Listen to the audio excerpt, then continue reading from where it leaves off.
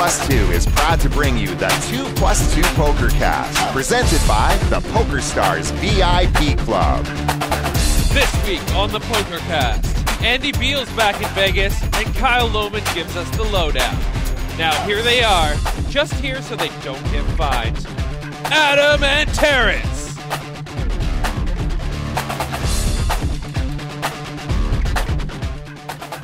Welcome, everybody, to the 2+2 Pokercast presented by the Pokerstars VIP Club. I am your host, Dave Schwartz, here in Vancouver, BC, and joining us from around the world, once again from the Aussie Millions in Melbourne, Australia, is the world traveler, Terrence Chan. Terrence, welcome back to the show, sir.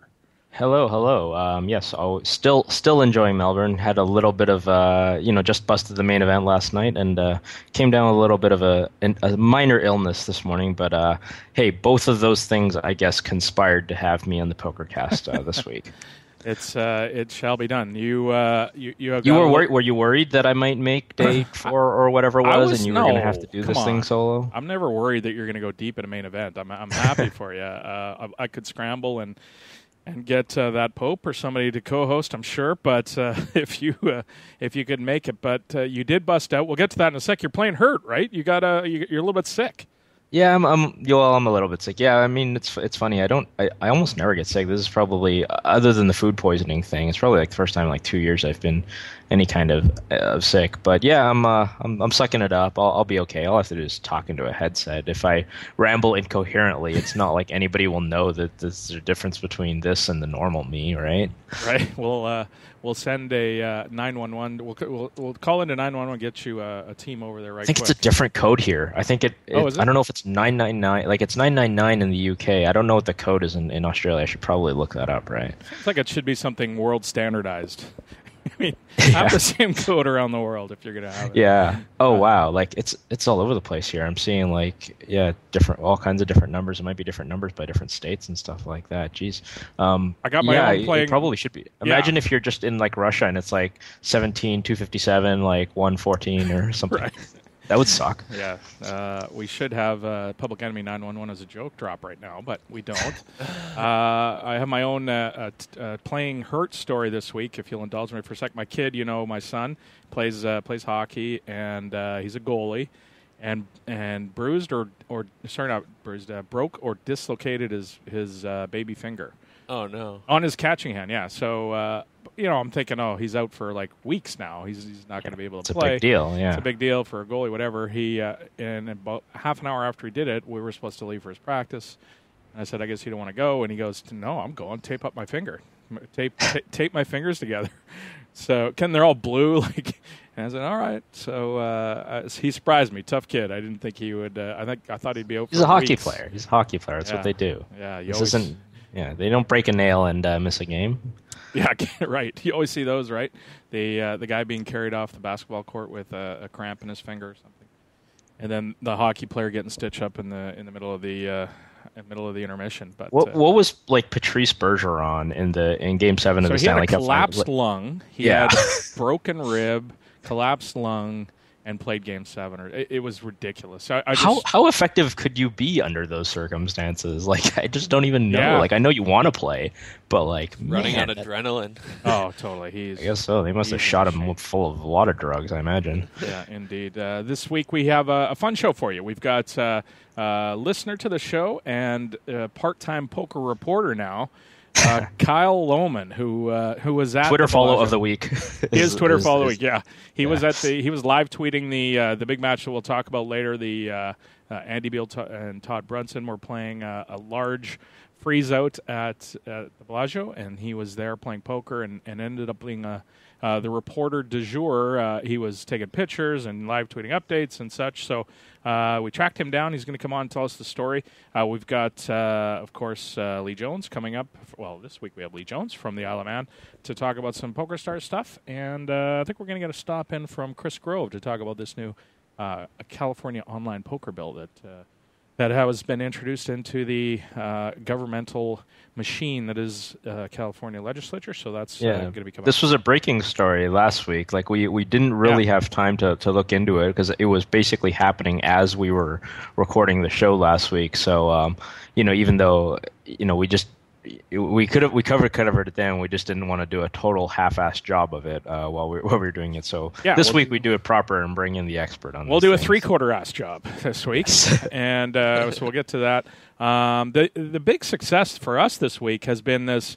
Where in the world are you listening to the show from thread that we have at the Pokercast forum? I'm ecstatic with the way it turned out. Couldn't be happier. I get excited every time there's a new post in there to see where somebody's listening from. Especially when it's their first post on 2+2. Like, I feel like that really resonates. Like, that's really cool that people would like create an account just to let us know and send their appreciation our way. I really like that because not everybody, forums aren't everybody's cup of tea. Like there's a lot of banter. Maybe you don't want to get involved. Maybe you don't want to just lose the time sync, but I really appreciate the people who regged just to let us know and contribute in that way. Indeed, some fantastic countries that are represented in that thread, and I made a joke. I like the pig farmer. Yeah, that was the picture of the pigs. That was great.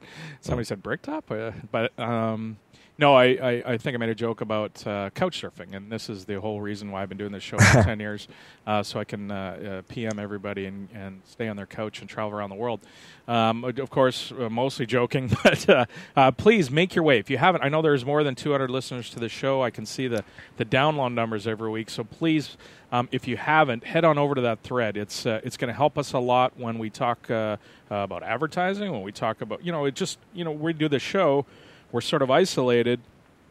It gives us some feedback that people are out there listening to the show, and it's just a lot of fun to see where everybody's listening to and how they do listen. A lot of people were talking about, I do it on my way to work or, while I'm grinding, etc. So maybe throw in as many details as you see fit.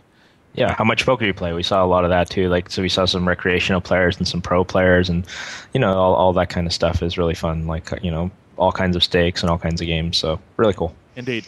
The other thing was a couple weeks ago I asked, one of my favorite things I think was a T-shirt forum at Reddit, or talking about how to make T-shirts. And I thought, we haven't done T-shirts for the Pokercast for years.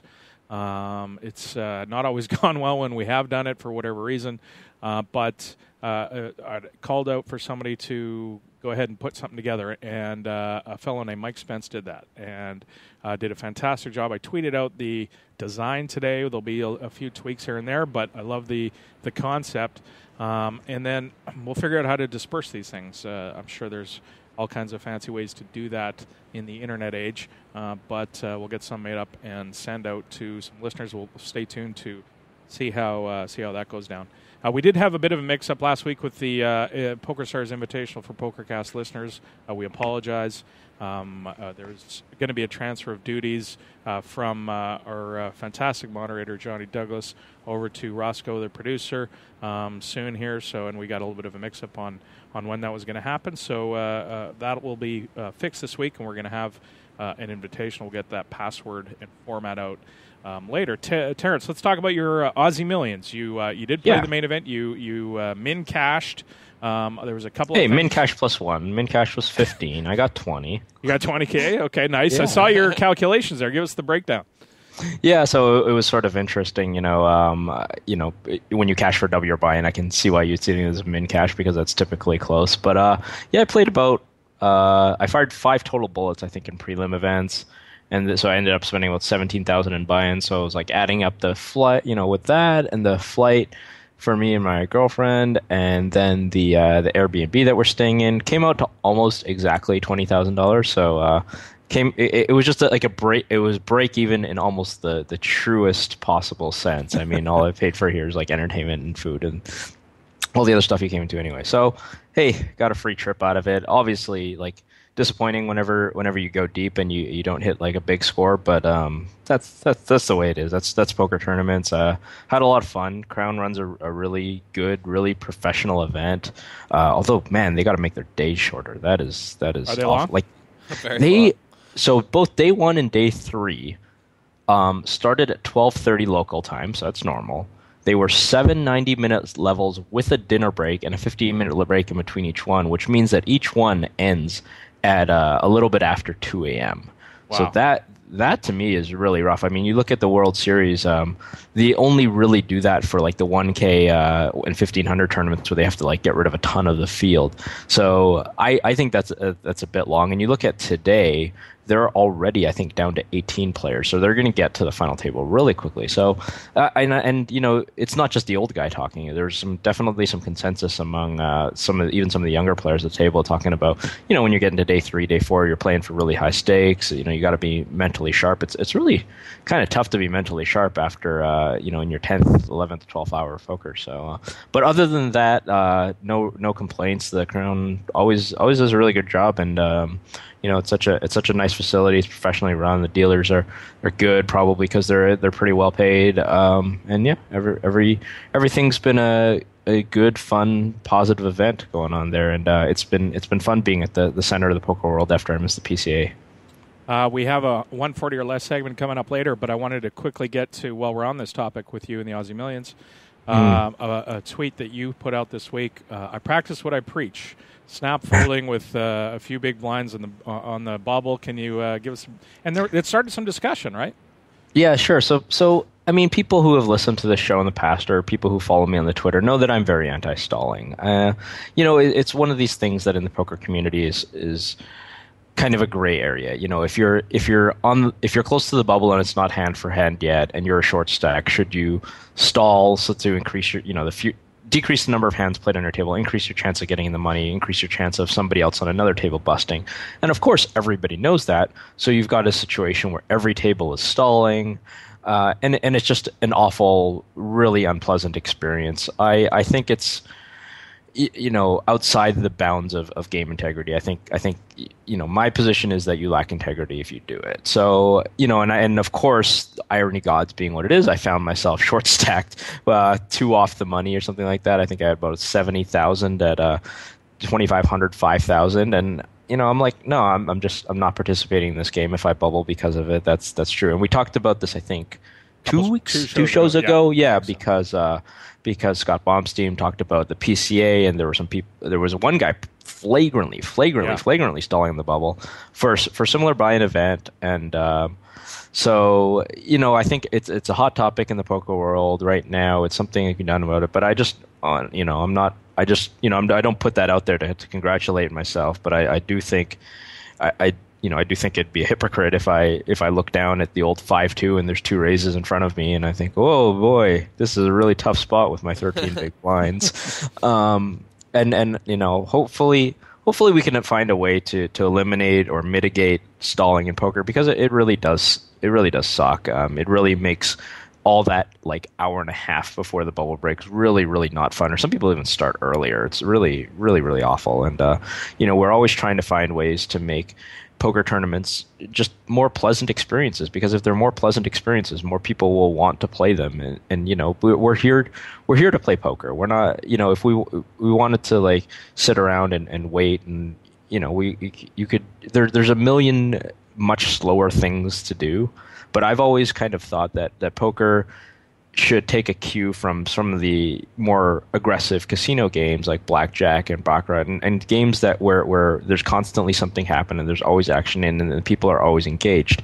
But when you're getting one hand every 5 minutes because everybody's afraid of bubbling, that's not it. So that was yeah, my sort of little 140 rant. I took a little bit of heat on it, but what are you gonna do? Well, there was some discussion, and somebody made a good point, and if it's a staked player, if it's a guy who's backed by people, does he have an ethical obligation to maximize that EV for that person? Because maybe, you know, the person who's staking him feels like, well, it's within the rules. They have a different viewpoint of it. This is what other people are doing, and until somebody comes along and tells you you're going to get a penalty, then you should be doing that. Interesting take. Yeah, I mean, that was Leo Wolpert, a guy who's been a pro for, you know, a really long time. I think probably at least almost as long as me. That was his position. But I mean, I don't really see that position. I mean, you obviously do have an ethical obligation when you take on investors to play your best. I mean, that's clear. Like if you have 100% of yourself and you feel like punting and doing stupid stuff in poker tournaments, that's on you. When you take on investment, I do think that you have an ethical obligation to provide a return for your investors. But that doesn't cover unethical activity. So it's a question of whether you think this activity is unethical, not whose money you're playing, right? Like you wouldn't introduce marked cards into a game or take advantage of other rules or shoot angles and do all this kind of really nasty stuff that's very clear that people wouldn't engage in just because, you can't justify that saying, well, I've got investors, that doesn't cut it, right? So it's not about whose money you're playing and how much percent of yourself you have. It's about what the right thing is. So, I mean, it's Leo doesn't see stalling as the worst thing. Others certainly disagree. Ben Wilanowski, talked about it, and some others as well. So, the debate rages on. But I think everybody agrees that it would be more pleasant if it didn't happen. The question is just who. Well, the question I think is how to make that happen. I mean, clearly everybody doesn't need 3 minutes to make a decision pre-flop with, every time. I mean, there are some times when you want to have a little bit more time, but there's got to be some way. And that's my problem with the whole thing. And we talked about it a couple of shows ago, and I was just saying that it's up to the tournament director or the floor people at the time to try and enforce this rule, but there has to be a mandate from it for enforcement from above. You can't just have certain floor guys doing it and other floor guys not. There's got to be an appetite for it. It's got to come from the TDA, Matt Savage, and others.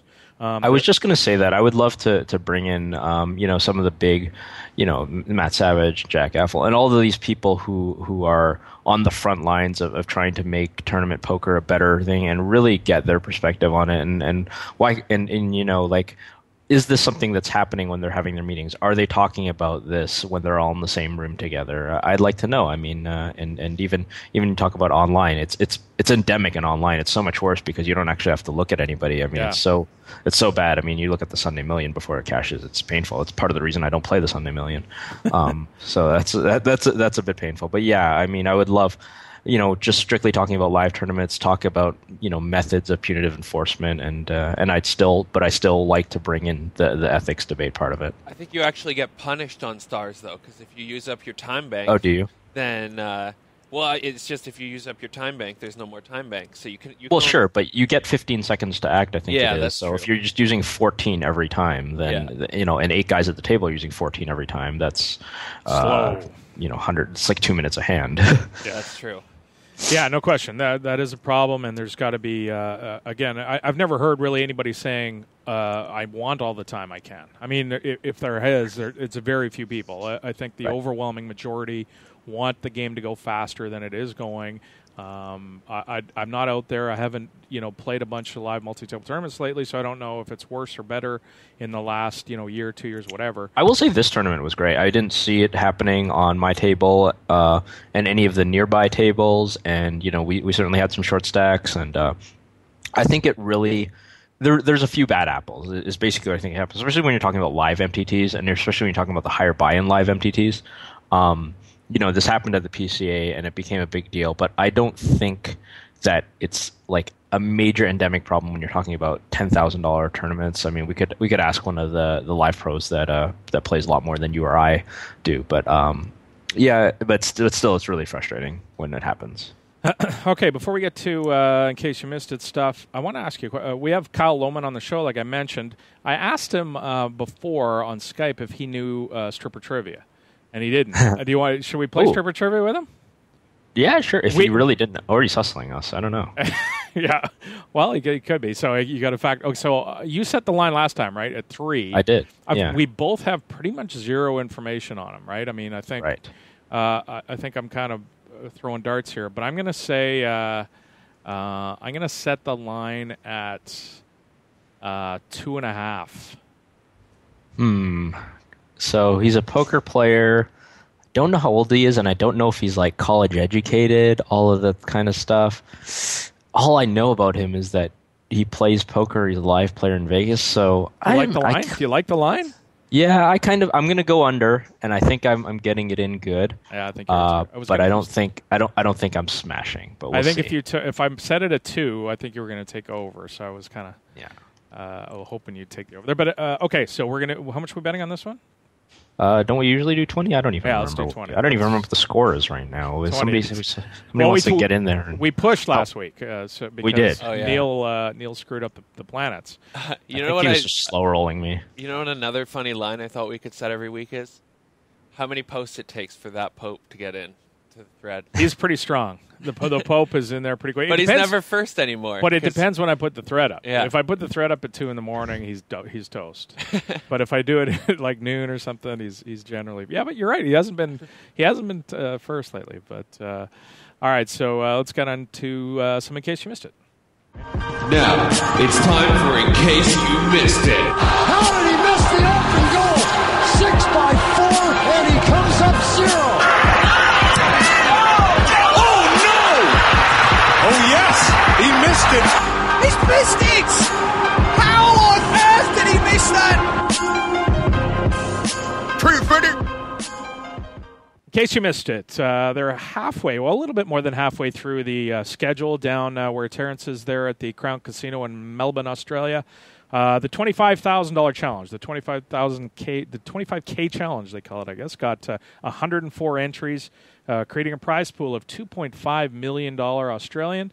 The winner was Alex Trevelyan, who beat out Tobias Renkenmeyer to win $645,000. Tobias wins $614, so I'm guessing he made a deal.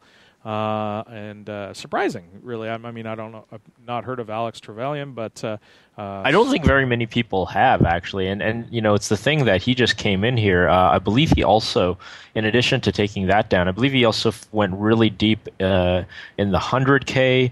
He might still be in the main. Wow. I played with him yesterday, so this guy that not very many people have heard of is just suddenly crushing. So I think Sarah Grant did an interview with him yesterday, sort of like a "Who is this kid?" kind of thing. So maybe check that out. But could be a name to watch for sure. I'm just looking at his results now. Yeah, and then just a really awesome week for him, I guess. No question. Pratush Badiga, who we've had on the show, continues his hot streak, finishing third in the 25K challenge for $335,000. Mr. Tim Com, Steve O'Dwyer, also on a pretty crazy roll, ends up getting sixth. Both the main event and the 100K challenge events are wrapping up as we speak. Earlier today, they were down to 30 in the main event. Terrence, you mentioned they were down way farther than that as well. Andrew Chen was still alive. Brian Rast, Richard Lindeker, Nutsenho, of course. An old school Vancouver player, Jan Suchanek, was leading for a while too. Terrence, he used to play. Took the lead into day 1 and day 2. Really aggressive player. Guy that I wasn't sure, he's one of these guys you play poker with. You don't know if you'll ever see them again, but really aggressive player. Day 1, day 2 chip leader. Ended up not running so hot. I think yesterday ended up doubling a bunch of people up. I think he's busted fairly recently, but a guy transplanted from Vancouver to New Zealand, so both the Kiwis and the Canadians are going to claim him as their own. You mentioned Brian Rast. He is, as we speak, the chip leader in this thing. I was reading about a hand where he makes a great call with a third pair, Jack 9 on a King Queen 9 something board against another player that I played against who was bluffing actually with the 8s. So he barely caught him with the bluff for just a huge pot, and that's how he took over the chip lead. So a lot of huge names like Brian Rast, Emmy Bear could go back to back. Really pretty cool. Grant Levy, you mentioned Lindeker, and some big names up in there. None bigger than Phil Ivey. Is he still alive? I believe Ivey busted. I think he got it in with top pair and ended up losing to a flush draw about half an hour ago. Tony Hashem, Mike McDonald were also still alive at the beginning of play today. 1.6 million for Australian for first, so pretty big prize pool, of course, again at the Aussie Millions. The 100K challenge got 70 entrants. They're down to the final table. They were, as of the last time I looked, only Shemion leads. As you would expect, he's the kid is a heck of a player and having a great couple of years. A star-studded final table he is up against, including, as you would expect in 100K, right? I mean, Jason Moe, Eric Seidel, Justin Bonomo, Danny Stern, I guess, for Ross, Richard Young, and Scott Seaver were at that final table. They have a whole bunch of these high roller challenges. The 250K challenge starts February 1st. If you feel like lighting a $250,000 on fire. Juan Liu. As you often do. Yeah. Juan Liu, who we didn't talk much about the smaller events. She had a nice result, finishing second in the $1,150 No Limit Hold'em 6-max for $71K. So they're a little better than halfway through the schedule, although it seems like they're right at the end because you're talking about a final table for the main event, etc. They used to have a high-stakes cash game, but it kind of fizzled. I'm not sure if they're having it this year.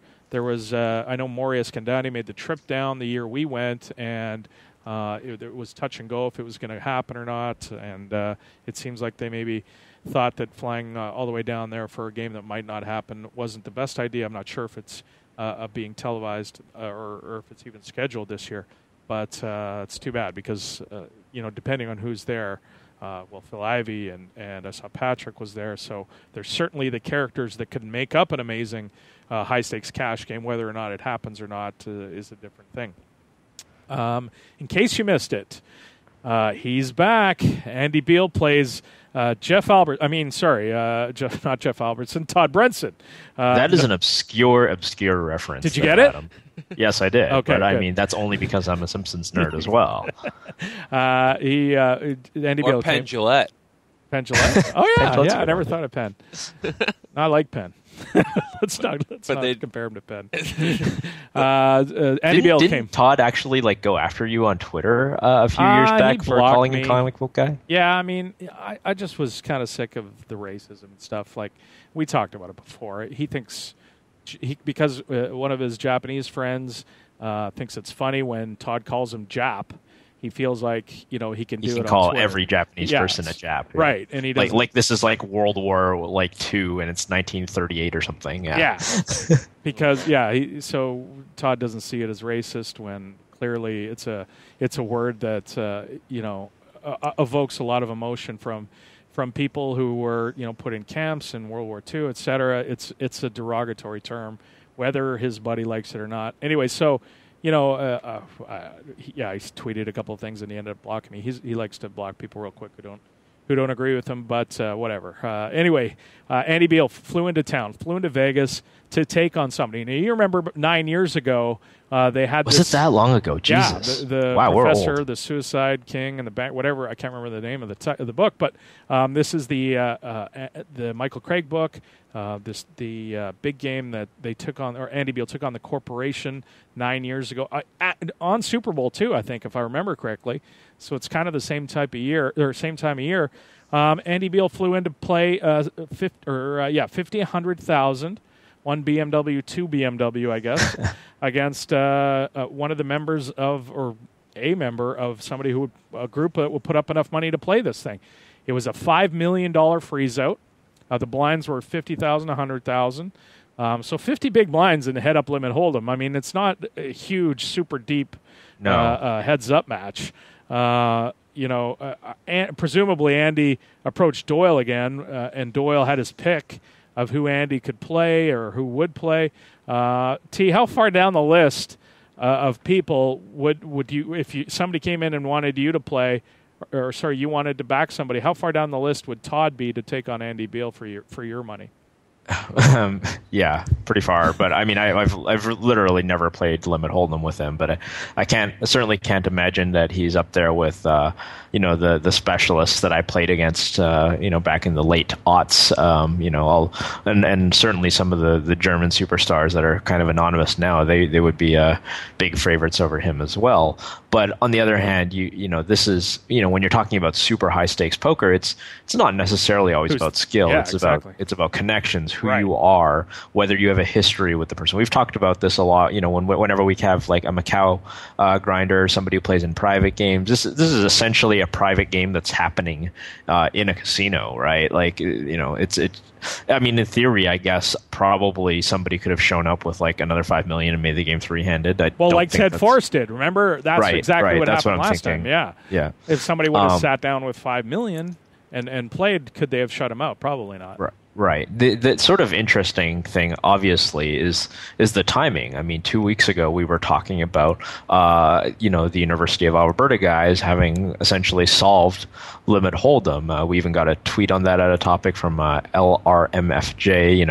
It's coincidence that Andy Beal and Heads Up Limit is solved, and hashtag tinfoil hat. I don't think that that's the case. I don't think Andy Beal had in with the University of Alberta guys, and now he's just like this awesome heads up limit hold'em playing bot simply because he's not worth his time. Exactly. It's kind of $5 million to this guy is it's whatever, it's coffee money. Todd would still be a favorite, presumably. I mean, unless Andy has done some stuttling in this game. I mean, Todd's been a poker player for a really long time, a high stakes player. I think maybe there are definitely the hourly of some players is certainly higher than his, but he also brings a lot of advantages to the table, a lot of live experience to the table. So that's worth a lot too when you're talking about heads up, where you're playing hundreds of hands an hour and many hundreds of decisions per hour. Yeah, you make a good point about it being, not Andy trying to go after the best player in the world, but going after somebody who can put up the money. And B, somebody who he has a history with. And arguably the best players in the world was in Melbourne at the time, though, because we just talked about Mr. Phil Ivey kind of playing in the. But that's coincidental too, right? They pull this match, or their match is arranged when Phil's in Australia, so they don't have to worry about it, right? Maybe a little. I'm not sure that Andy is keeping up on. No, I meant Doyle. I didn't mean Andy. Oh, I see what you mean. Yeah. It sucks for them, really. No question. All right, T, you're magically worth $100 million, and okay. Todd and Andy say, "Hey, Terrence, you can come play in our $50,000, $100,000, $5 million freeze out, but you have to pay X amount of dollars to sit down and play one freeze out for $5 million." What's X there? Solve for X. Yeah, that's really tough to sort of do that calculation in my head, but I sort of would think. So I'm playing three-handed, or I'm playing. You're playing three-handed, okay. 50, 100,000 with 50 big blinds. So it's not a lot. I mean, the variance is huge here, right? Yeah, the variance is huge, but you're saying I'm playing for like 5% of my net worth here, which is significant, but not like insane. Yeah. So I don't know. I would imagine my edge in that game to be something like, but and this is a wide market, but like 1 to 2 BB 100, because historically, I was able to beat, I think, tougher players than Todd and Andy for at least that amount. So, probably more than that amount. I'd have to look it up. So, if I can, come up with 1.5 BB 100 in profit, and we're going to say, the average session is about, 400 or 500 hands or something like that. I'm not really sure. So I mean, I would definitely be willing to play like half a big blind times 6. So definitely worth at least playing like 3 or 4 BB, but I'd have a hard time paying something like 10 BB, so like 500,000. That would be kind of nuts. But I would be willing to pay the time charge and for all the cocktail waitress drinks and the cocktail waitress's house. Yes, which is probably what it would be. Bellagio cocktail waitresses, I remember reading back in the day, they used to be they would always be the ones driving the nicest cars. About 10 years ago, the Bellagio cocktail waitresses do very well. Well, there's amazing stories about some of them. One of them is about Kerry Packer that I remember, where Kerry came in. The old Australian casino magnate. The biggest whale in the history of Las Vegas, or at least was at one time. Kerry would come in and either make a casino's year or make it miserable for them. And there's a legendary story about him winning a whole crap load of money and paying off the cocktail waitress's mortgage as a tip. Unsure if that's true, but that's one of the sort of old legends that does go around.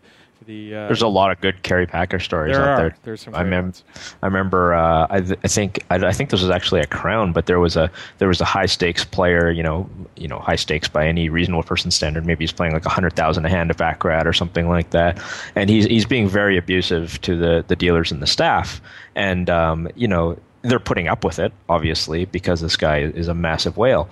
So. Kerry doesn't really like this attitude. I mean, he owns casinos. He doesn't like employees being abused. So he goes over and says, excuse me, sir, how much are you worth? And the guy tells him, whatever, however many hundreds of millions of dollars this guy's worth. He's like, do you want to flip for it? I'll flip you for it. Yeah, that's the good. I'll flip you for it, which is sort of my favorite thing. So Kerry Packer definitely a hero and a legend, especially if you want to talk about people who are wealthy but haven't lost their roots. That was. To Steve Sear told that story, I think, too, when we had him on the show. A legendary Kerry. I bet you there's 100 of them about Kerry Packer. Sounds like a pretty cool individual. But back to our story. This match is going on in the Bellagio, and there's a player there at the Bellagio by the name of Kyle Loman. He is a regular there, and he decides that he's going to find out what's going on. So he ends up taking some pictures and doing a little bit of Twitter reporting. We're going to bring him in the second segment and talk to him about what he saw. But we'll finish up here with our discussion about it. Todd ends up busting Andy for the $5 million, the 50 big blinds, and they fist bump, and Andy goes upstairs. A lot of people thought, it's going to be like last time. He's going to be there for a week or whatever, and take on whoever wanted to come in and play. But he never returned. He lost the $5 million and never came back to the poker room to play anymore. Todd took to Twitter, and I guess as expected. Wanted to get a couple of shots in. Yeah, all class. All class. So Todd goes on and he talks about going to, I don't remember which expensive steakhouse it was, splashing around a bunch of money, which is fine. That's not the worst thing in the world. People certainly tweet self-indulgent stuff about, look how baller I am. That's not exactly new or uncommon to the poker world. But I think the tweet that probably would have got people's attention if they saw it is, Todd says he obviously paid the bill because he had this big score. And I'm going to quote you there. If you're not a fan of racially offensive material, skip 15 seconds or so. But he goes, I insisted in paying the bill, and a Jew and a Jap each threw in 2 bills to contribute. Then he tweets a photo of somebody with a few $100 bills and a few $1 bills, and he goes, guess who threw which bills? And obviously the answer doesn't actually matter. Yeah. It's just Todd being his obnoxious racist self. So he thinks this stuff is funny. That's kind of cool. It goes to show there's no karma, because if there were, Andy Beal would own his house. But hey, what are you going to do? The other tweet was, we came to a nice steakhouse without a reservation. Big line. They asked if we were celebrating anything. I said yes. I won $5 million yesterday. And then I think he tweeted further to that everybody was coming over and saying congratulations and sucking up to him, and he thought that was kind of funny. But well, he was happy to be like king, big shot, whatever. That's the thing. Like I don't know that that's the way he's going to be. Personally, if I won $5 million and most people don't know what I am, I would probably go out for a nice dinner and nobody would know about it other than the people I was eating dinner with. Yeah. I mean, like you said, I don't think it's anything new to sort of brag on Twitter or whatever. But I wonder if that kind of stuff turns off Andy. You know what I mean? Like if he, he's obviously going to see it and, or be pointed towards it by somebody that he knows. Saying, look what Todd's saying. I don't know if, Well, he obviously likes Todd enough to play with him and True give him enough, action, right? Like, yeah. He knows he's a dog in this game. He's played him before, like you mentioned, 10 years ago. He's obviously okay enough with his personality to be willing to give him action. Otherwise, he would just say, I don't like this guy. I'm not going to play him. You're going to have to find somebody else for me to play again. So I don't imagine that, saying some random shit on Twitter is going to be the straw that breaks the camel's back for Andy. I don't, we've talked about how little $5 million is to him. Yeah. And if it makes, his buddy, a little bit happy about it, then that probably is just actually icing on the cake for him, really. Okay, we'll get to some more stuff when we talk to Kyle in the second segment about that, but we're going to move on. In case you missed it, Dan Jungleman Cates throws cards. This is at the Aussie Millions. He throws cards and chips at Jeff Rossiter in the 100K tournament. They got it in pre-flop. Jeff had aces. Jungleman had kings. Jungleman was not too happy with that, and what happened is he ended up throwing his chips at him. Yeah, He busted him. I believe the PokerNews report says Cates exploded by grabbing a handful of chips and throwing them like a baseball player across the table at Rossiter. I think cricket would be the more appropriate use here, but that's insane. This is not just like, I've seen people throw cards. Throwing chips is kind of nuts, because chips they go everywhere. They have some weight to them. They have some value to them too. Yeah, well, first of all, they're heavy enough that you could actually hurt somebody with it. Probably not break any bones or anything, but they hurt. And yeah, you're dramatically affecting the integrity of a very large buy-in tournament.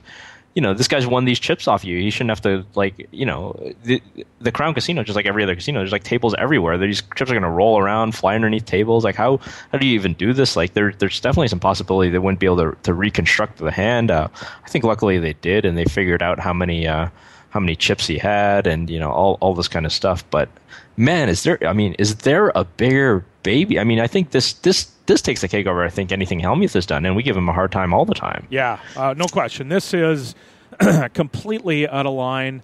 You're not in the commerce in a 3-6 no-limit hold'em game. You're in a 100K buy-in tournament. Well, then that's socially expected behavior at the commerce. That's standard. That goes on every hour. If you don't throw your chips, you get kicked out, I think. Yeah, commerce is an interesting place. But seriously, though, we're playing, like you said, it's a $100,000 tournament. It's one of the premier events. It is the premier event.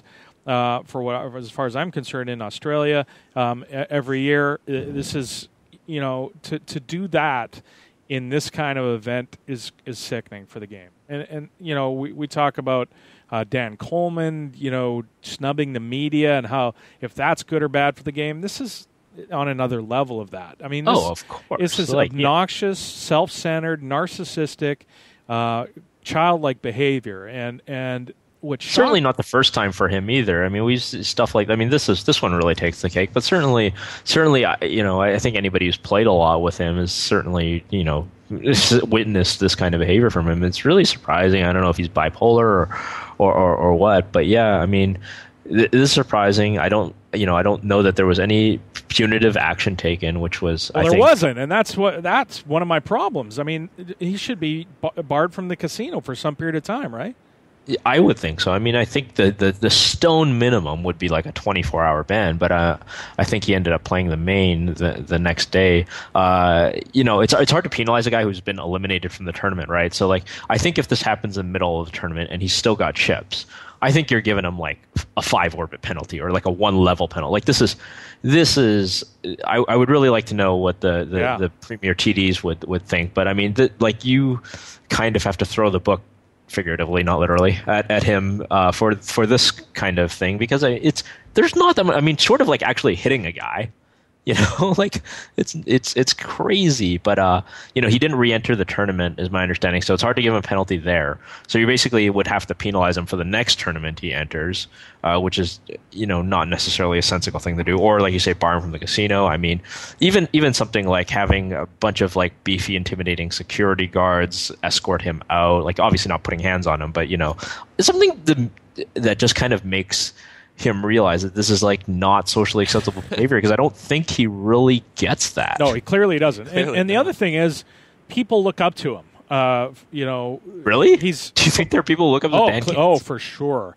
This is the biggest winner in 2014 online. The guy won millions of dollars. They idol. There's a lot of people. They wish they could play like him. That's for sure. I certainly wish I could play like him. But read the thread in NVG. There's this Jungleman's a badass. Ha ha ha. That kind of. It's not. Right. Clearly, people who think it through hopefully wouldn't idolize it. But there is people that do, and they're all watching him. This is the center of the poker world right now.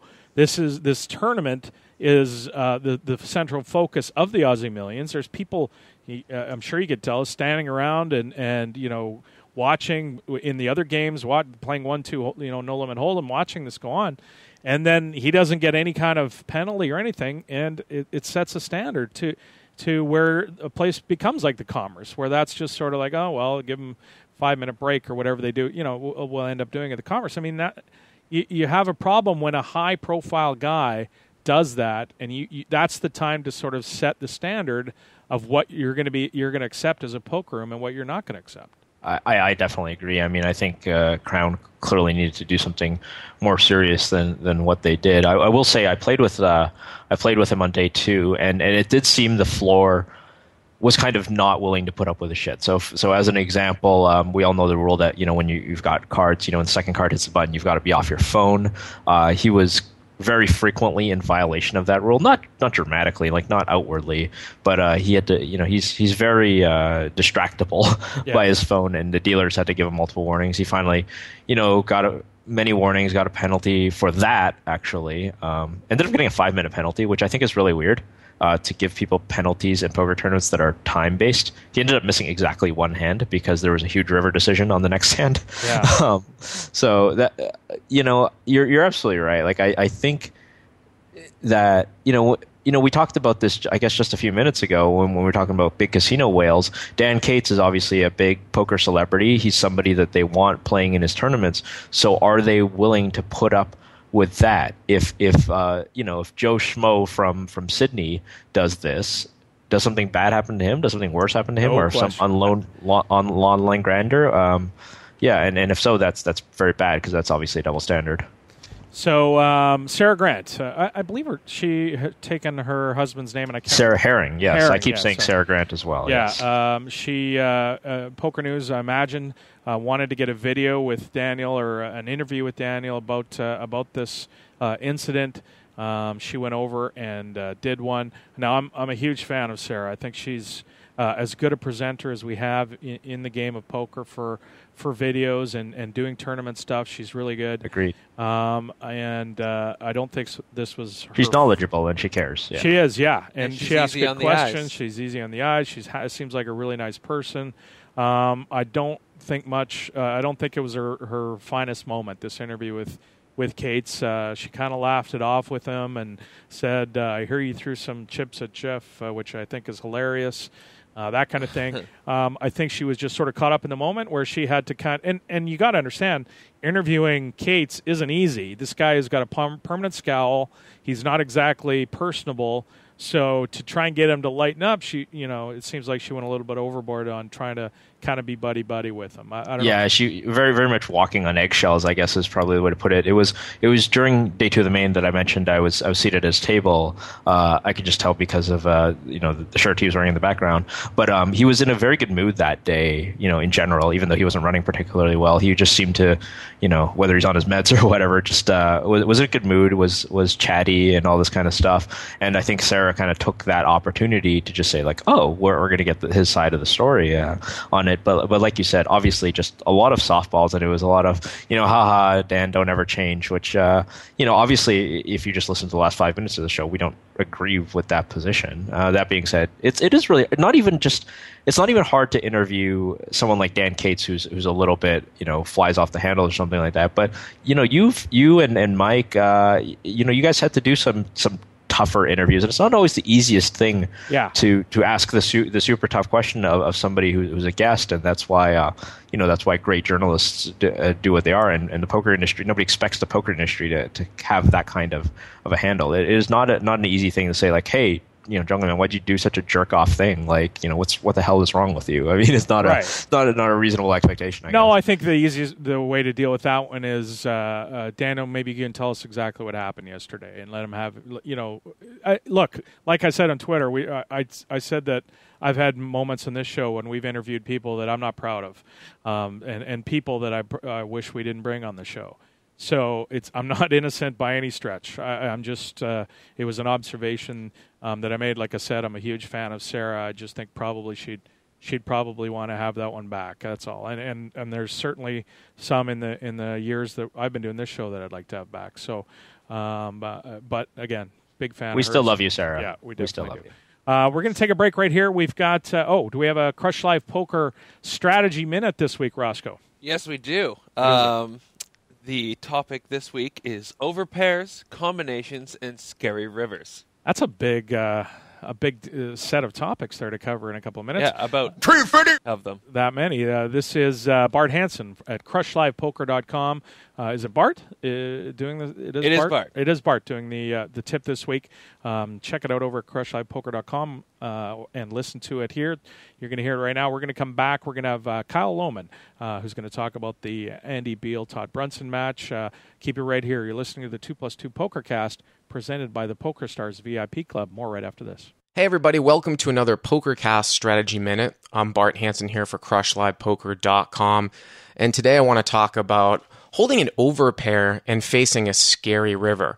You know, poker, especially no limit hold'em, is all about combinations of hands that your opponent can have, and a lot of players get scared when they see a bad river. One of the things that they don't quite recognize is that if you hold an overpair, and the board contains a high card that your opponent very well might have called down with that would be top pair, that opponent is very likely to continue to have top pair on the river and not have that draw that you're scared of. For example, if we hold aces and the board comes out king or queen high and we see bet the flop and get called, bet the turn and get called, and then the river completes a front door flush, there are a lot of combinations of top pair that our opponent has in their range as opposed to two suited cards that make a flush.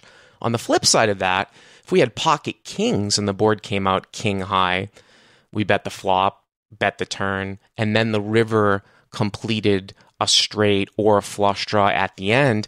Now our opponent's actually a little bit more skewed to having draws because we hold all of the kings in our hand. Now you can go back last week and talk about how I hate check calling the river, but definitely take into consideration when holding overpairs the amount of thin value you can get even with scary rivers. Now back to the PokerCast. Hey, it's Mike from the 2+2 store and professionalpoker.com. 2+2 is pleased to announce the release of their most anticipated book in ages, Applications of No Limit Hold'em, a guide to understanding theoretical sound poker by Matthew Jonda. This book will give you the ability to create the bet sizings and ranges which will beat the better players. The theory in this book is not designed to be complex or abstract, but rather it's intended to be applied immediately, producing better overall results. Many confusing concepts, such as overbetting, balancing multiple bet sizing ranges, donk betting, and check raising as a pre-flop raiser, are crucial to a player's strategy, despite few players implementing them or talking about them. And after reading this book, you should be able to not only conceptually understand these ideas, but also know how to begin incorporating them into your game, and thereby successfully compete against tough opponents. And at the 2+2 store, we accept all credit cards, plus PayPal and NetTeller. Hey, poker fans, don't forget about the 2+2.com digital magazine. Each month, a wide array of poker professionals and media write fascinating articles about the game you love. Want to learn about big blind versus small blind hand ranges? How about optimal Jeopardy daily double strategy? Topics like those and many others are covered every month. Head on over to 2+2.com to see what the magazine has to offer this month. 6 max zoom 500, 230 big blinds deep. MP opens to 10 and I3 bet 36 on the button with kings. He 4 bets small to 63 and I5 bet 143 and flat his $222 6 bet. Pot is 450 with 1,000 behind. He bets 555 on the 10-7-3 rainbow flop, and I think, too bad I'm not capable of folding in these spots as I shove, only to see him turn over ace-10 after calling. I hold for 500 big blind pot. Team Pro Online's Mikhail Inasai-Shalamov is a Supernova Elite VIP. This is the 2+2 Pokercast, presented by the PokerStars VIP Club. Hey folks, don't forget to follow the PokerCast crew on Twitter. Adam is at PokerCastAdam, and he'll keep you up to date on things like upcoming guests, listener contests, and all the latest bacon-related food innovations. Follow Ross at PokerCastRoss, and you'll discover new hip-hop bands and learn how to not play micro-stakes no limit. Also, give us a like on Facebook, where we post lots of photos and other nonsense. Hey guys, this is Bart Hansen for CrushLivePoker.com. Whether you're a recreational player who wants to compete at the tables, or you're a professional and you want to increase your win rate, the material that I've produced at CrushLivePoker.com will make you a better poker player. Act now and you can subscribe for free by using the coupon code TPC11. That's TPC for the PokerCast 11 and get your first month free.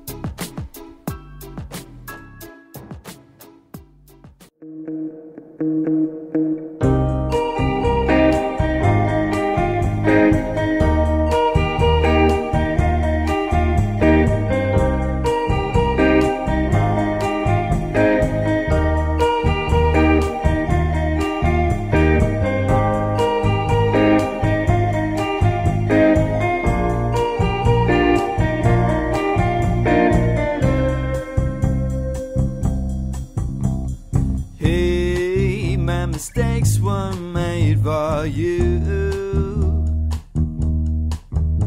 My stubbornness, my arrogance, the petty things I couldn't think to lose. Indeed, I'm a fool for you.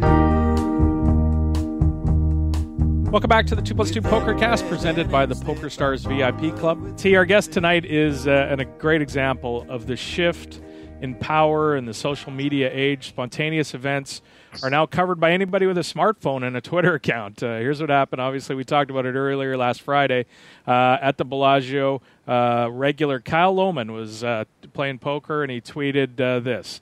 Andy Beal playing head-up 50, 100,000 with Todd Brunson in Bobby's room. I'm about to lose my mind.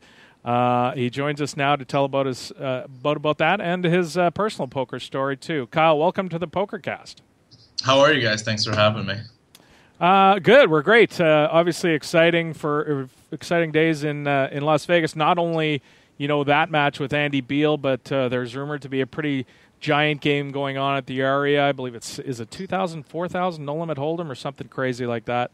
We'll get some more details, hopefully, on that one coming up. There was a thread in NVG about Jean-Robert Bellande winning $5 million in the game, and I sent him a quick text to see if that was true, and he said it wasn't. And I think Viffer started that with a tweet or something, but he didn't pick up $5 million. He said he had a nice win, but nowhere near that. And we're going to get him on soon to talk about it. He couldn't come on today. He's got a bunch of people in town for the Super Bowl, I think, that he hosts. So we'll get him soon, but we're going to talk to Kyle tonight. Kyle, before we get to that big match, I want to get a little bit of background on yourself. You're a Las Vegas cash game pro, and it seems like you got a pretty interesting story to tell. You're Bellagio regular, which is why you were there.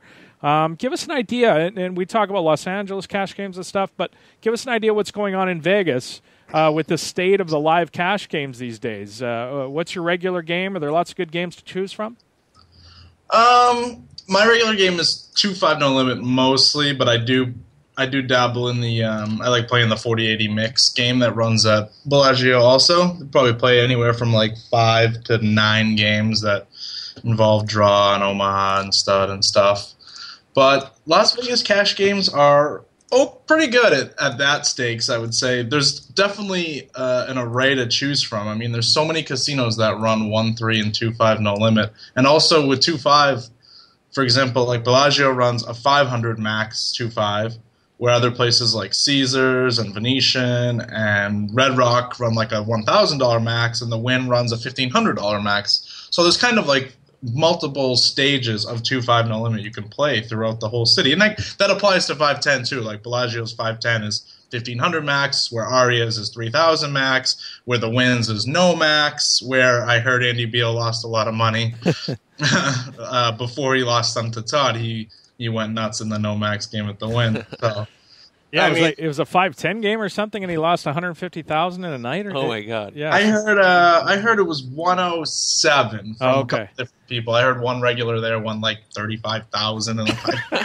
Where was the guy tweeting that game? I think we you want to read the Twitter feed of somebody who was in that game for sure. And I heard there was 3 open seats in the game. What? Wow! Which is unfathomable to think that's possible with somebody losing that much money. But I mean, maybe some people were scared of even stepping foot in the game with that much money on the table. What short buys are for. Yeah, that's right. You could short buy your way to $100K pretty quickly, hopefully. So that's what about that 40-80 mix game. I used to play 30-60 Omaha high-low split in the Bellagio, and it was like me and 8 guys over 70, and they were pretty grumpy. They weren't a lot of fun to be playing poker with. They weren't real good, but what's the makeup of that 40-80 game like these days? Is it a reg war? Do casual players like sitting down and playing a big mix? Like, give me a rundown of what's happening there. I got to be the youngest player that plays in the game, and I'm 28. I mean, I don't play every day, but I play a couple times a week, and it runs almost every day. Guys like John Cernuto play in it. James Van Alstyne plays in it every once in a while. But other guys, like sometimes if guys are waiting for 10-20 no limit, they'll jump in the game. And a couple other guys that play like 40-80 Hold'em will jump in the game too. So it's a good mix of people that know what they're doing and people that splash a little bit. But overall it's pretty good. But with the draw games, it sometimes is pretty swingy and it's fun. I just hate no limit sometimes, and it's so boring. It can be live, but so I like playing the mix. It makes every hand more fun, squeezing cards and whatnot. You mentioned to me that you came from Foxwoods. You were a regular there. You used to play higher. Tell us about the transition to the games in Las Vegas. I wouldn't say it's a huge difference. I mean, I guess maybe it's pretty similar because in New England, Foxwoods is like the only place to play. I mean, you could play at Mohegan Sun also, but really it's Foxwoods. So anybody that lives in New England that wants to play poker goes to Foxwoods. So oftentimes it's not just regular, like, people playing for a living filling the games. There are plenty of random people, and that's kind of what Vegas is at the small and middle stakes. There's a lot of people that you'll play. There's so many people that you play with on a daily basis that you'll literally never play with ever again in your whole life because they're just people coming in for 4 days, and you'll play with them once and that's it. And so that's a positive about Vegas games for sure. And Kyle, how do you decide? With that choice, like you said, if you're near the Foxwoods area, you're obviously just going to go to Foxwoods if you're going to grind. But how do you decide today? I'm going to go to the Bellagio. Tomorrow, I'm going to go to the Aria. You mentioned the different buy-in amounts. Maybe that's a comfort zone thing. But how can you kind of determine where you think might be a good tourist game or might be a soft game, or to maximize your hourly, or do you try to maximize your just quality of life, or the room you like better? Well, how do you make your decision when you wake up in the morning where you're going to play? It's definitely a combination of like the games that they have running with like different buy-in sizes and like different rooms that I prefer to go play in. Like sometimes I don't necessarily love playing at Bellagio because of how cramped it is, where other rooms like Venetian or Red Rock might be a little more spread out, and it's just a little more comfortable to play in the room.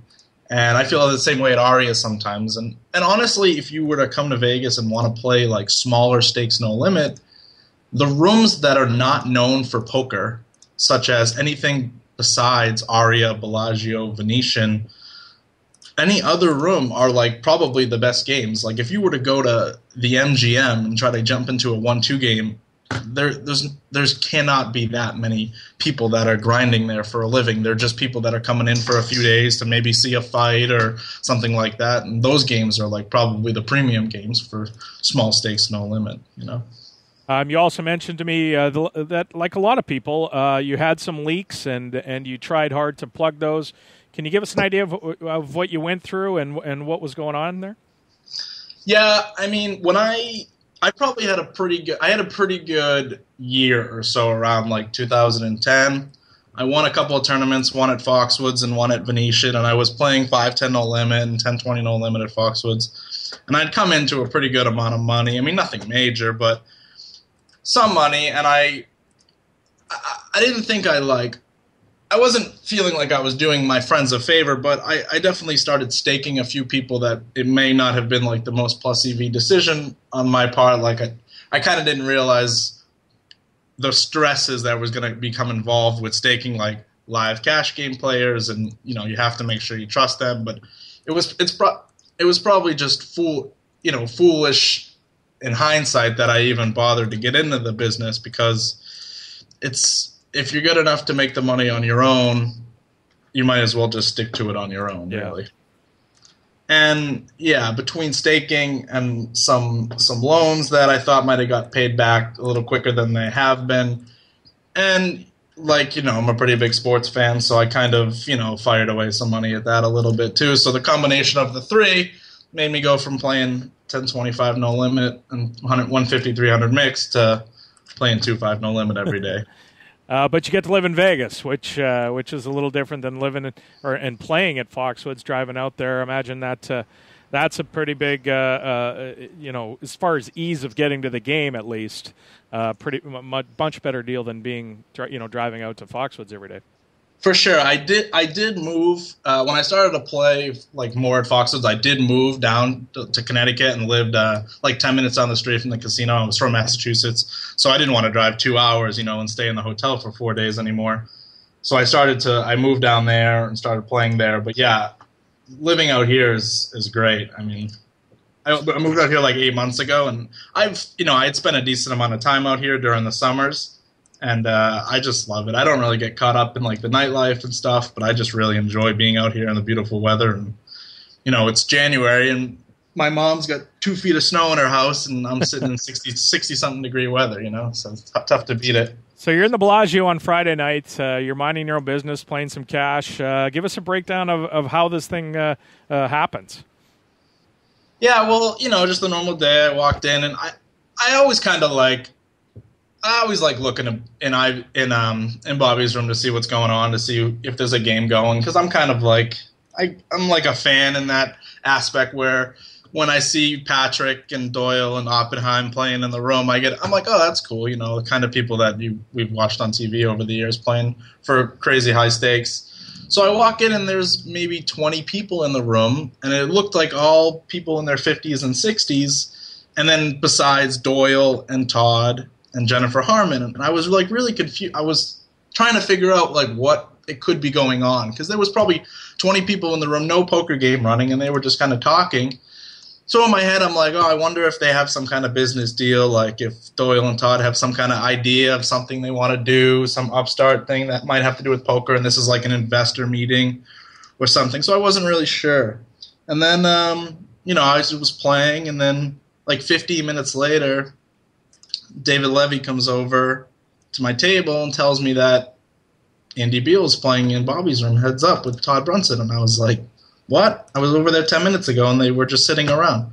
And sure enough, I get up, I walk to the window, and just see stacks of $5,000 and $25,000 chips on the table, and they just had started to play 50, 100,000 heads up limit. Crazy. Can you see some of the hands? Like, obviously, you can see the chips. I saw some of the pictures that you took. Can you see the hands going down, though? I couldn't see the hands like too much in detail. I mean, I could see like I stood there and watched a couple of hands where, I'd see flop action. I could make out face cards on the board, and I could see the board was like Queen 8-5, and I could see Todd bet and Andy called, and then he turned over 2 face cards in his hand. So I'm like, oh, okay. I couldn't really get like hand for hand detail. I did see like one hand like where Beal had like ace rag and flopped an ace and bet all 3 streets, and Todd called all 3 streets, and he was good, and that's like casually a $250,000 $800,000 pot, whatever it is. Yeah, so that's nuts. Is there a big crowd gathering around? Like, what's going after they start playing? What's happening? Believe it or not, I mean, the people that were in the room were there for a little bit, but slowly a bunch of them left. And then it ended up being just Todd and Beal, and then Doyle was sitting on the rail for a little bit, and then eventually he left, and there was like nobody in the room. And even during the game, there really wasn't very many people like looking through the glass. I mean, people would stop for a second, see them playing. They probably didn't quite realize how big they were playing. And but no, really, it wasn't like there was 10, 15 people along the glass trying to peer in every second. And for the most part, there was almost no rail birds, really. That's funny. Doyle's sitting. I saw the picture you took, and Doyle is sitting right beside him with his arms crossed, like a couple of feet away. Kind of weird, like if you're Andy, to have Doyle just sitting there staring at him, kind of thing. I thought it was weird, and like you said, he goes to bed, which is amazing to me. Like if I have I've had a couple of a few $100 bets on the tennis this week, and it's on at like midnight till 5 in the morning, and I'm up till 5 watching it because I got a couple $100 on it. Here's Doyle with millions on it, and he just goes to bed. And then I would bring up Sorry to interrupt you guys, but Adam brings up a really good point that I don't think anybody talked about. Is that the time that Doyle is around is potentially a significant advantage for Todd, because I mean he's watching all these hands, he's seeing the showdowns. He's got a front row seat. Any sort of tells that Andy might have. That's certainly. Doyle's been playing poker for decades. I would love to have somebody that I respected watch me play heads up live, limit hold'em or any game against somebody and just coach me, because it's really hard when you're in the moment to always remember everybody's betting patterns and all of this kind of stuff. I'm actually kind of surprised that all the suits that Kyle mentioned in the room didn't kind of say something about that. Well, yeah, because like you said, not only just tells, but betting pattern. I mean, like it's two, great poker minds, I guess you would call it. Well, presumably better than. It's almost 2 against 1. It's almost 2 against 1. Yeah. Maybe it just attests to how truly boring limit hold'em is to watch. Yeah. No. Yeah. Not when you're playing for that much money. Somebody tweeted something like that. I might have been. I think it was Matt Salzberg. He was like. When I said all those people had left the room, and he said, just further proof that no matter what stakes you're playing, it's still heads up limit hold'em. You can only watch it for so long. Even when you got all the money on the line, you go to bed.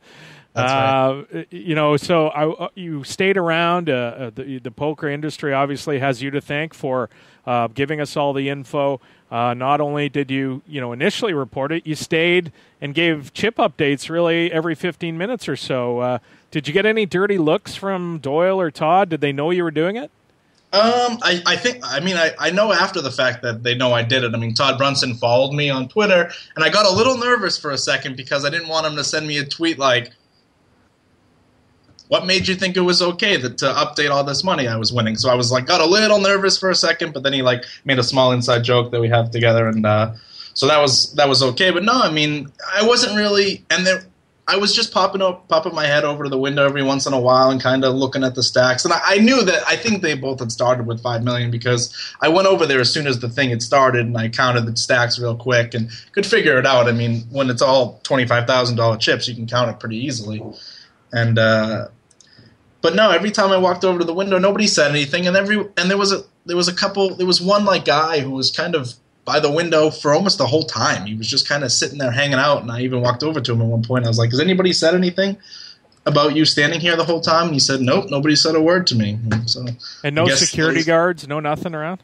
No, nothing. I mean, there was one floor guy hanging out in the room, not next to the table, but he was kind of hanging out in the room, just sitting down while they were in there to maybe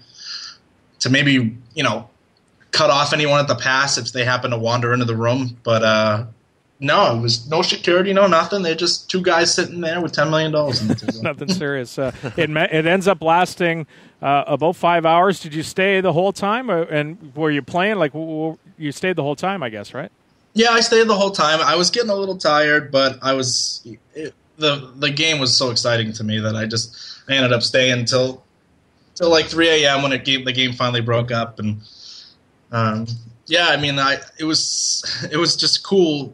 I had fun with it, It was fun for me giving updates to everybody in my Twitter. Not that I was, I didn't have very many followers at the start, and I still don't really have that many. But it was fun to see all of a sudden all these people following you, glued to my timeline, looking for updates and stuff. Yeah, you mentioned they fist bumped, which is kind of a funny scene after dumping $5 million. I imagine Andy leaves Las Vegas. He goes to bed and doesn't come back.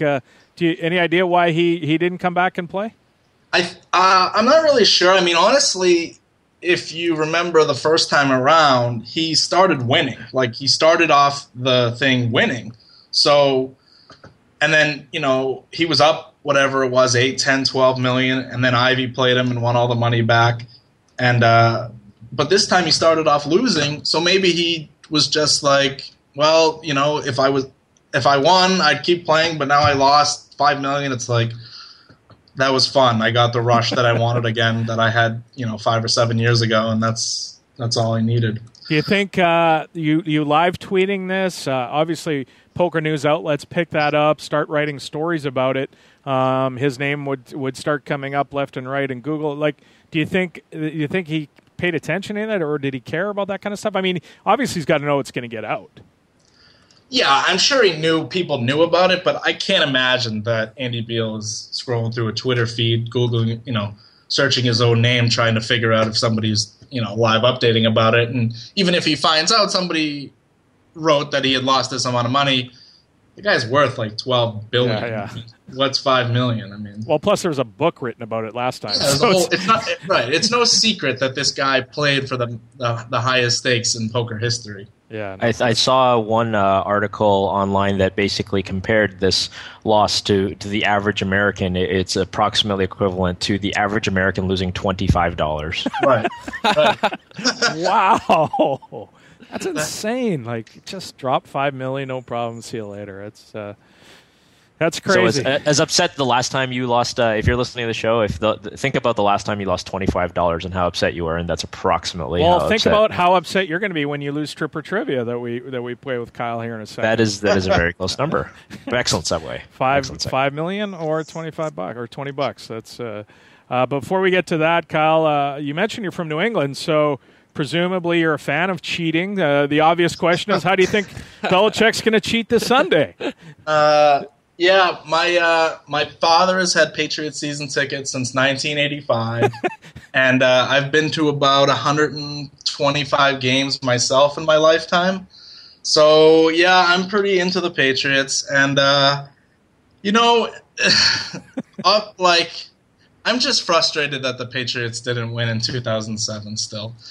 Oh, okay. So, Kyle, when we do the Stripper Trivia, just remember the cheap shot that Adam took at your team just when you're thinking about the answers to your question. That's what they do. It's not cheap. It's not like it's a mystery.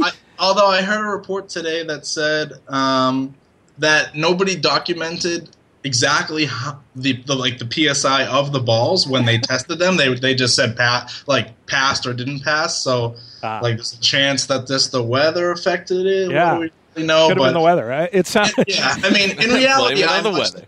In reality, I'm much more of ashamed of the Spygate thing than this thing. I mean, this is the Spygate thing is this is so different. It's Rodgers likes them pumped up, Eli likes them scuffed. It's it's a quarterback's preference, It's kind of like telling a pitcher that he can't rub the ball a certain way before he throws it. I understand that it was against the rule, but in my opinion, this is something that shouldn't be against the rule. But that doesn't change the fact that they might have broken the rule. I'm shocked that you took that stance. That's no, I'm just teasing you. How crazy is it around Vegas? Super Bowl weekend. This has got to be a great time for the cash games. Yeah, for sure. I actually came out here before we moved out here. My girlfriend and I came out here last Super Bowl and watched it. We came out here for a week, kind of scouting places during the Super Bowl, and it's definitely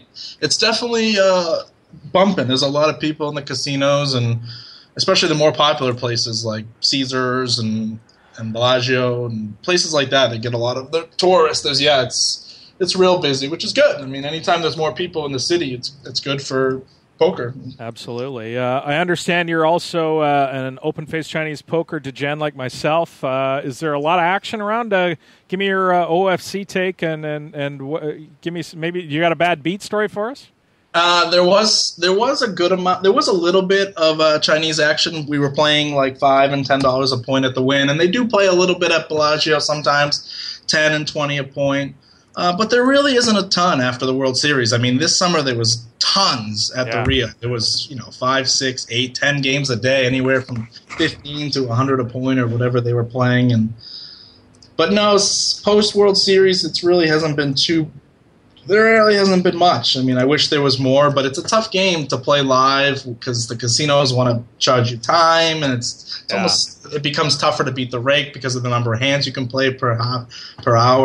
So. And did you set a record for having the biggest hand against you? Yeah, I think so. I mean, I actually knew this kid. He's a small stakes tournament. He's like a mid stakes tournament player. We were playing 15 a point, me, him, and this other Russian guy. And I was just getting barbecued anyway. He was god moding from the start. And in Fantasyland, he's just I could see he's in shock, and he says I stay, and he's like, this is the biggest hand I ever seen. He turns over, he's got a royal flush in hearts, an 8 high straight flush in hearts, and a 3 high and 3 9s up top. It was 72 points in royalties. I had like a flush to cancel it out, but I lost or something like that. I had like 4 points in royalties to cancel back out. I lost playing 15 a point. It was a little over $1,000 on one hand, which for 15 a point is. Oh my god, that's like Andy Beal losing $1 billion or something. That's got to be crazy. You ready for some stripper trivia? Sure. All right, so we do this thing, Terrence and I. We have this set of 4 general knowledge questions that we ask people that haven't heard them before, and we gamble on how many are going to get right. Terrence has settled. Oh, I set the line. I'm not going to tell you what I set the line at. Actually, we don't want to influence you in any way. And this week, instead of that's correct, we're going to go with 350. Because it is show 350. That's right. We forgot to mention that 350. This is PokerCast 350. Okay, Terrence, you want to go first?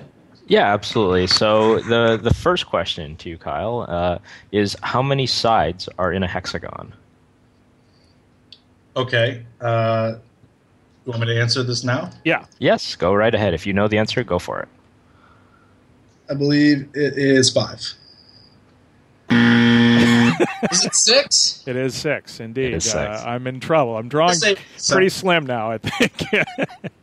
Right, you're up now. All right. So, how do we? I keep forgetting how we phrase this question. We're going to give him the symbol.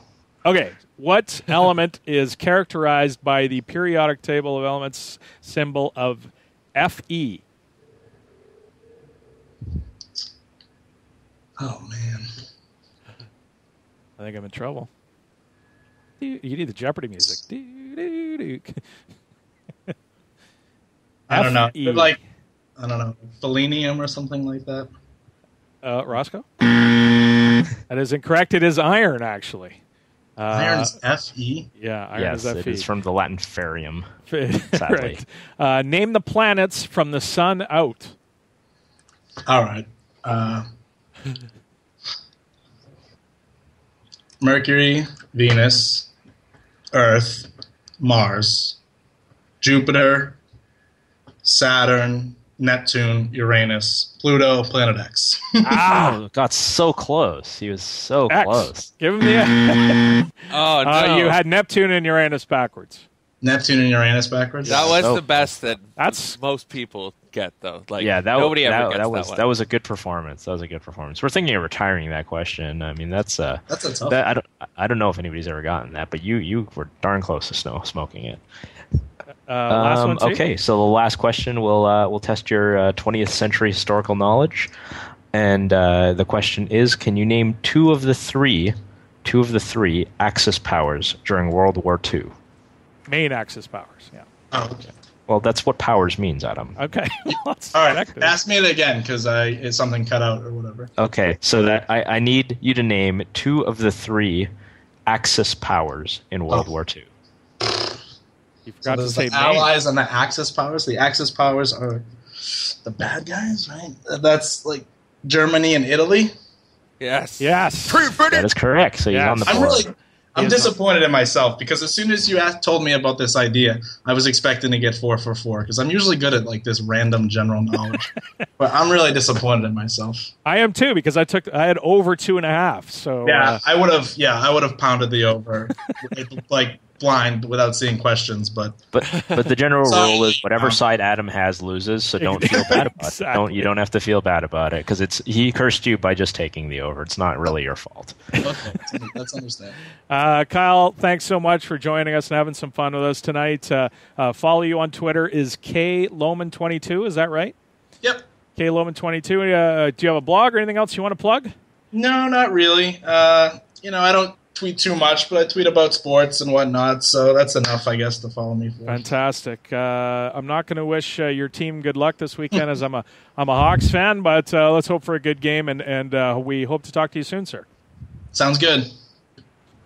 Well, thanks to Kyle very much for joining us and giving us the breakdown there. Terrence, in case you missed it, a new bill in California called the Internet Poker Consumer Protection Act of 2015 was introduced this week by Assemblyman Reginald Jones Sawyer. Is that real? Third. It sounds like a Downton Abbey character. The bill is the same name as the one introduced earlier, or introduced last year by himself as well. It's a bit different. Two major differences are there's no bad actor clause. So the bill last year had the bad actor clause where companies' databases that were derived from acting at the time that, when PokerStars and Full Tilt and other sites were in the U.S., in contrary to the UIGEA, this is what they were calling a bad actor. These companies, they were excluded in the bill put forth by Mr. Jones Sawyer last year. This year, there is no bad actor clause. Second, the horse racing industry in California would be allowed to participate in government-regulated online poker, which makes sense in California. You think of some of the card rooms. I think of Hollywood Park as a place that I play it a lot. I realize the casino and the horse racing is different, but it seems like symbiotic industries. Why shouldn't they be allowed to have an online poker room as well? Not only that, but horse racing is not exactly, if you've noticed, experiencing its best days. So right. Certainly getting into maybe what they perceive as a more up and coming growth industry like online poker maybe is in their interest in expanding that vertical. Yeah, I mean, who knew having a gambling game where they take 20% of the rake out every pot is bad for and everybody who participates is like 90 years old. How do they know that was going to bust people? I'm surprised that's an industry that's struggling. Anyways, the bill last year, introduced by Jones Sawyer, did not gain any traction. The bad actor clause we mentioned. This year, it looks to exclude people rather than companies, which is a different thing. Of course, PokerStars has been sold to Amaya, so presumably this is, if this bill were to go through, that Amaya could participate.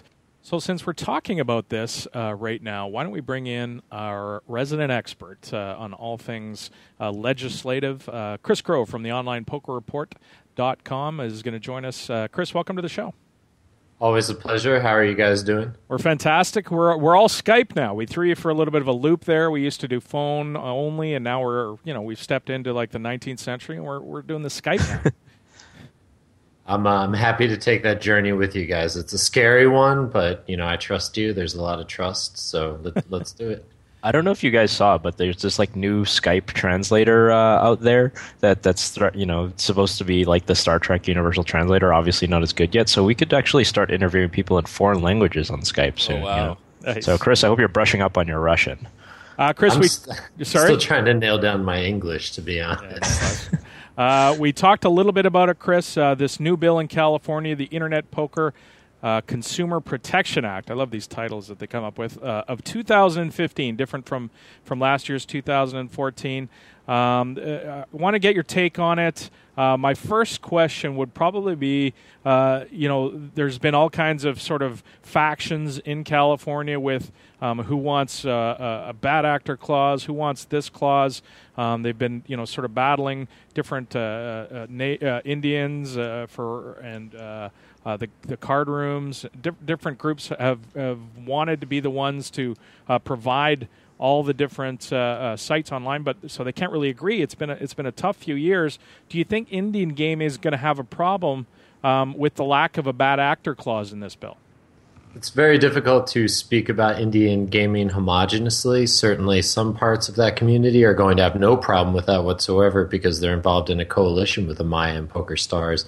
Morongo and San Manuel, two very powerful and influential tribes, are a part of that coalition. But as you rightly note, there is going to be opposition from some segments, some corners of Indian country. If you're looking at Pachanga, they came out with a statement that was critical of AB 167 within a few hours of it being filed. And also Agua Caliente came out with a statement that was even harsher still. I do think if there's a silver lining, it's that it seems like there is less on the opposition side than there was a year ago. It looked like you were seeing a broader coalition lined up against PokerStars, and it does seem as if some of that momentum is starting to shift in the direction of PokerStars. Obviously, San Manuel coming over to the coalition. Previously, they had been publicly opposed to PokerStars. That was a big momentum shift. The thing that we don't know yet is if that momentum has reached a tipping point where enough tribes are on that side that we can actually translate that momentum into a bill passing, or if the remaining holdouts are going to be staunch enough in their opposition and committed enough in their opposition to stop the bill. Is it possible to include all the tribes in the coalition? And forgive my ignorance on how exactly this is going to work, but doesn't leaving out a few tribes sort of a recipe for disaster, because then they have nothing to lose? They look at Amaya coming into their space and going to find it very, very difficult to compete with that. And I wonder if they're able to, the last few tribes are able to stop it, or is there a way to include them in the coalition?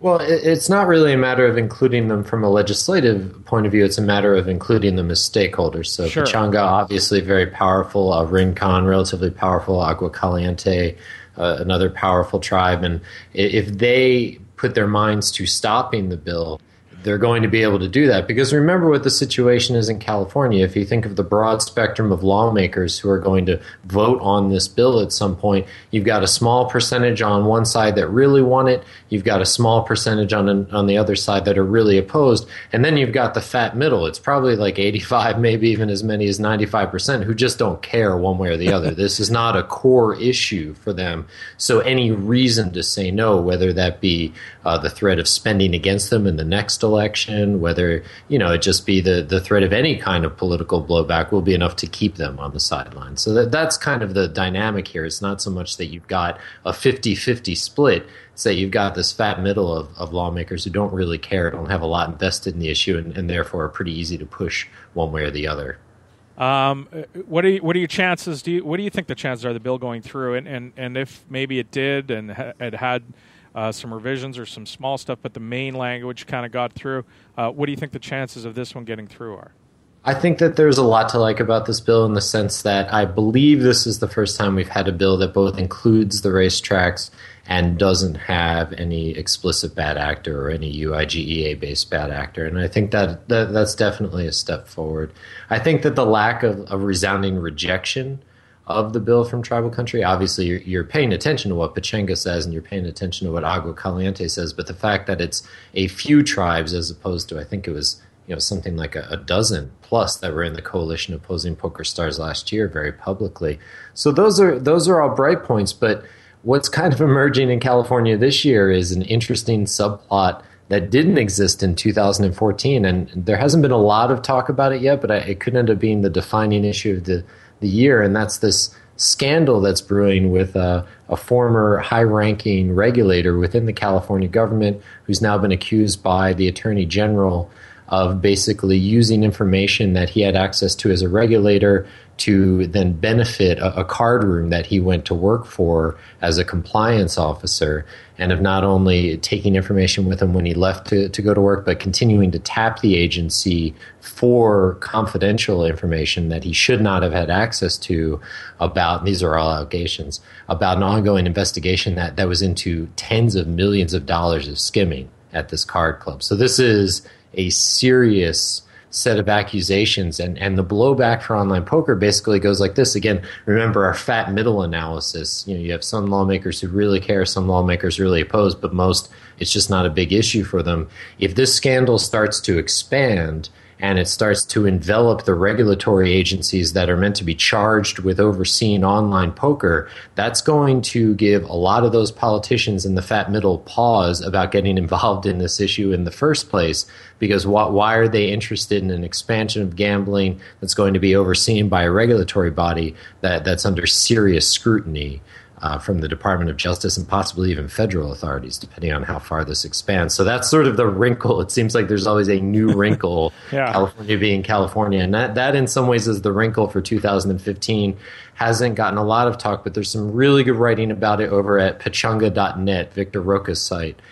Dave Palermo, who also writes for Gambling Compliance and is about as in the know in California as anyone can be, has done a couple of really good pieces on that scandal and the potential implications of the players. And it is thorny. So like the guy who is accused, he's very good friends with the current head of the California Gaming Control Commission, and the agent who is accused of leaking also has some personal relationships with the current head of the DOJ over there. So it's looking like a very thorny situation that could quickly spread well beyond the original focus of the investigation. You meant what card room was it that this Matrix? I think it's Matrix is the card room in question, and it's Bob Lytle, I want to say is how you pronounce the last name, and he was the former head of the Bureau of Gambling Control, which is what they used to call the DOJ's division for gaming. The way it works in California, it's bifurcated, and this is sort of the second wrinkle for 2015. So they have the Gambling Commission itself, which sets regulations and holds hearings, and then they have an agency within the DOJ that actually does the enforcement actions. And this is obviously, and then another agency for horse racing, and then another agency again for lottery.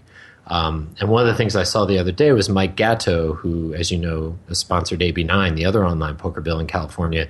He mentioned in an interview with Palermo that he thought that this was a great time to bring up overhauling California's regulatory system for gambling as well. Since they're doing so well with online poker, why not broaden the scope? So if that conversation does become the conversation, if it does get that broad, I mean, you can imagine if you thought online poker was complex, rewriting the rules of California's regulatory system for gambling at the same time, I mean, forget about it, I think is the expression. What happened to that bill that he introduced? Is that dead now, or what happened? No, not dead. He announced an intention to amend it significantly. The text of those amendments has not yet been released, but he kind of gave us the overview, and the big difference was taking out the in-person registration requirement. Right. So that's the thing that's biting the dust in the first big round of amendments. But otherwise, the bill, I think, is more or less staying as it was. And I think he intends to have it be a part of the conversation. And if he says that he's been interested in the issue for over a decade. He said he wanted to introduce it a couple of years ago. And I haven't seen anything to indicate that he isn't sincere. Whether or not it contributes in terms of getting us to that end goal of actually getting a bill to a vote and then passing a vote and getting it into law, that's a trickier question. I did notice in the Jones-Sawyer bill that there's no language to stop interstate combining of player pools.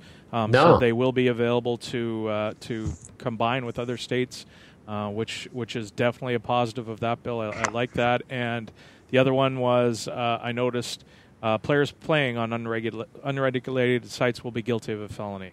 Yeah, that's brutal. I understand where they're coming from, but the introduction of a new felony, especially, and as vague as it is, I mean, you're talking about concepts that are not that well defined. And I think when you're dealing with that sort of terra incognita, you should maybe start with misdemeanor or a civil offense and not just go all the way up to felony. So I think that's incredibly problematic, and hopefully that's where the PPA steps in, and I think they've been fairly good about communicating the basic logical flaw in those approaches, and it seems like hopefully they'll step up and articulate those to the right people in California this time as well. It's an interesting time. I know we some people don't get a lot out of talking about this stuff, but we have Washington State with a bill, I believe, there to stop it from being a felony, to take that off the books. We've got different states looking at regulating. California, obviously, the main one that we're all looking at,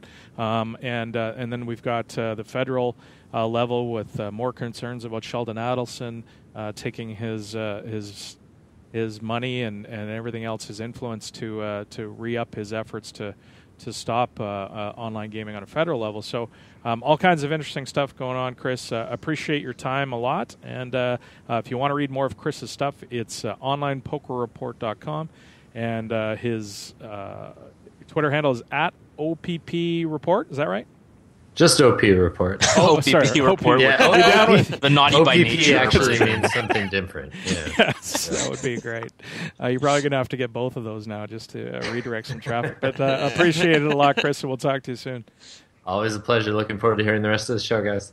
That is Chris Grove. Thank you so much to Chris for coming in and talking about some of the legislative stuff. We're going to try and keep that short and not do it too often, but we kind of felt that there's some developments there, and hopefully California and some other states are soon to follow. I know some people don't love that stuff. Yeah, well, I mean, it's still relevant stuff, and I can certainly understand our listeners in Europe, or places like that, or Canada may not be interested. But California is one of the largest poker markets in the world. I mean, it's by itself, and if you consider the fact that you talked about, there's nothing against a potential shared liquidity pact. This could affect players from around the world. There's really no reason that California couldn't decide to join with Italy if they really want. If all the stars came, I mean, obviously there would be a ton of work to come together on it. But it's not just about intrastate compacts. It's more jurisdictions, because jurisdictions fundamentally are basically autonomous, right? So California news is news for everybody, I think. We can hope one day that is the case. We're going to take a break. We're all down with OP. We're down with OP. Oh, we're down with OPR. Who's down with OPR? Okay, so we're going to take a break. When we come back, we're going to head over to the Isle of Man and talk to the Big Red Spade, Mr. Lee Jones. He's got some news for us from the PokerStars. We got a bunch more in case you missed it. We got some mailbag stuff this week. We got a few emails. Appreciate that. We'll get to those right after the break. You're listening to the 2+2 PokerCast, presented by the PokerStars VIP Club. More right after this. Hey everybody, it's just about that time of year again to start thinking about filing your taxes. Head over to crushlivepoker.com and listen to my 2-part interview with noted gambling taxation accountant Russ Fox in the free bonus podcast section. Part 1 is up now, and Part 2 goes up Super Bowl Sunday at 7 p.m. Pacific Time. Also check out The Lyman Show, streaming free on Twitch, live every Monday night at 6 p.m. Pacific Time. Just search for the Crush Live Poker channel and follow us. Hi guys, it's Mike from ProfessionalPoker.com and the 2+2 store with some great news for our PokerStars players. You can now use your frequent player points to purchase gift cards available from ProfessionalPoker.com. These same cards will also work at the 2+2 store. The gift cards come in increments of $25 and $50, and you can apply multiple gift cards per order. Now you could get the books, videos, and ebooks from all the major publishers using just your FPPs. So check out the gift card section of the PokerStars FPP store and pick up the poker training material you've had your eye on for a while at the 2+2 store and ProfessionalPoker.com. Hey, poker players, don't forget to participate in the weekly PokerStars Invitational for PokerCast listeners every Sunday at noon Pacific, 8 p.m. in the UK. Just $1.10 with $500 added to the prize pool each week. Formats vary, but you can always find it in the private tab of the tourney lobby. The guys will announce the password somewhere in this very show. See you at the tables. At blinds 120K, 240K, it's folded to me in the cutoff, and I raise ace-king off to 480,000 with a stack of 14.6 million.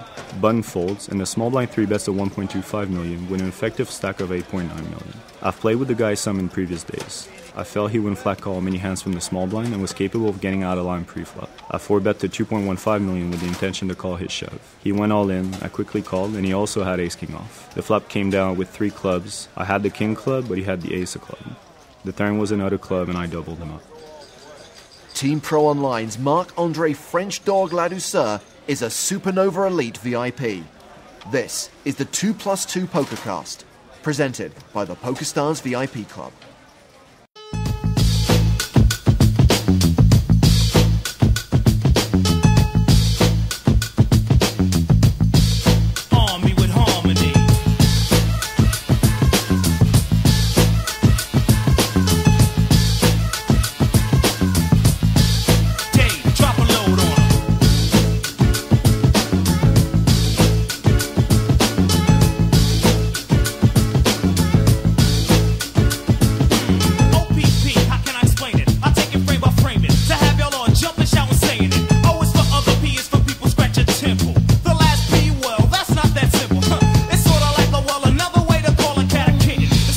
RT, let's get some more in case you missed it before we bring Mr. Lee Jones in. I see what you did there, OPP. I'm down with the OPP. I'm not sure if you noticed this. I wanted to just quickly talk about it because some people do enjoy this kind of stuff. But the nominees are announced for the 2014 GPI American Poker Awards. Terrence, did you see this thing? So we weren't nominated. I saw we were not nominated, probably because we weren't going to show up. But we had Alex Dreyfus on the show, the head of the GPI. It's funny how you can like talk shit about award show and then you don't get nominated for something. Is that you think that's correlated? Or finish second? Yeah, we could have at least finished second. Yeah, that's right. No, but I did see the I am looking at the nominees now. Certainly some interesting ones. Along the way, the categories themselves are interesting. Yeah, well, that was always my big problem with these things. The categories that really are so obscure or vague that it basically isn't quantifiable in any way. But anyway, the show is being held at the SLS Hotel in Beverly Hills, and it's hosted by PokerCast favorite Kara Scott. So it's going to be a fantastic evening, I'm sure, for anybody who does make their way out to that. 35 nominees in 10 different categories.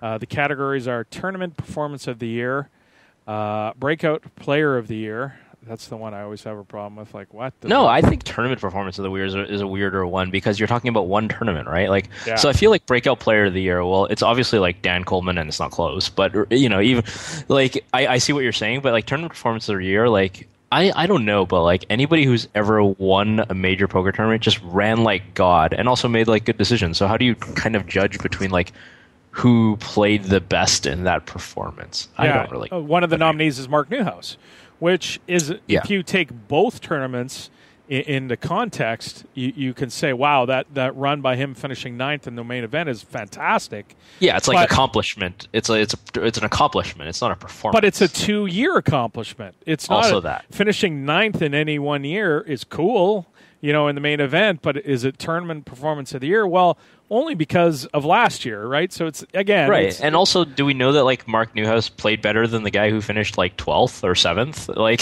yeah. I mean, I don't know. Like, who like, this is such a nebulous thing, Tournament Performance of the Year. Like, how are you going to quantify, like, who played the best in the tournament that they did really well in? I just...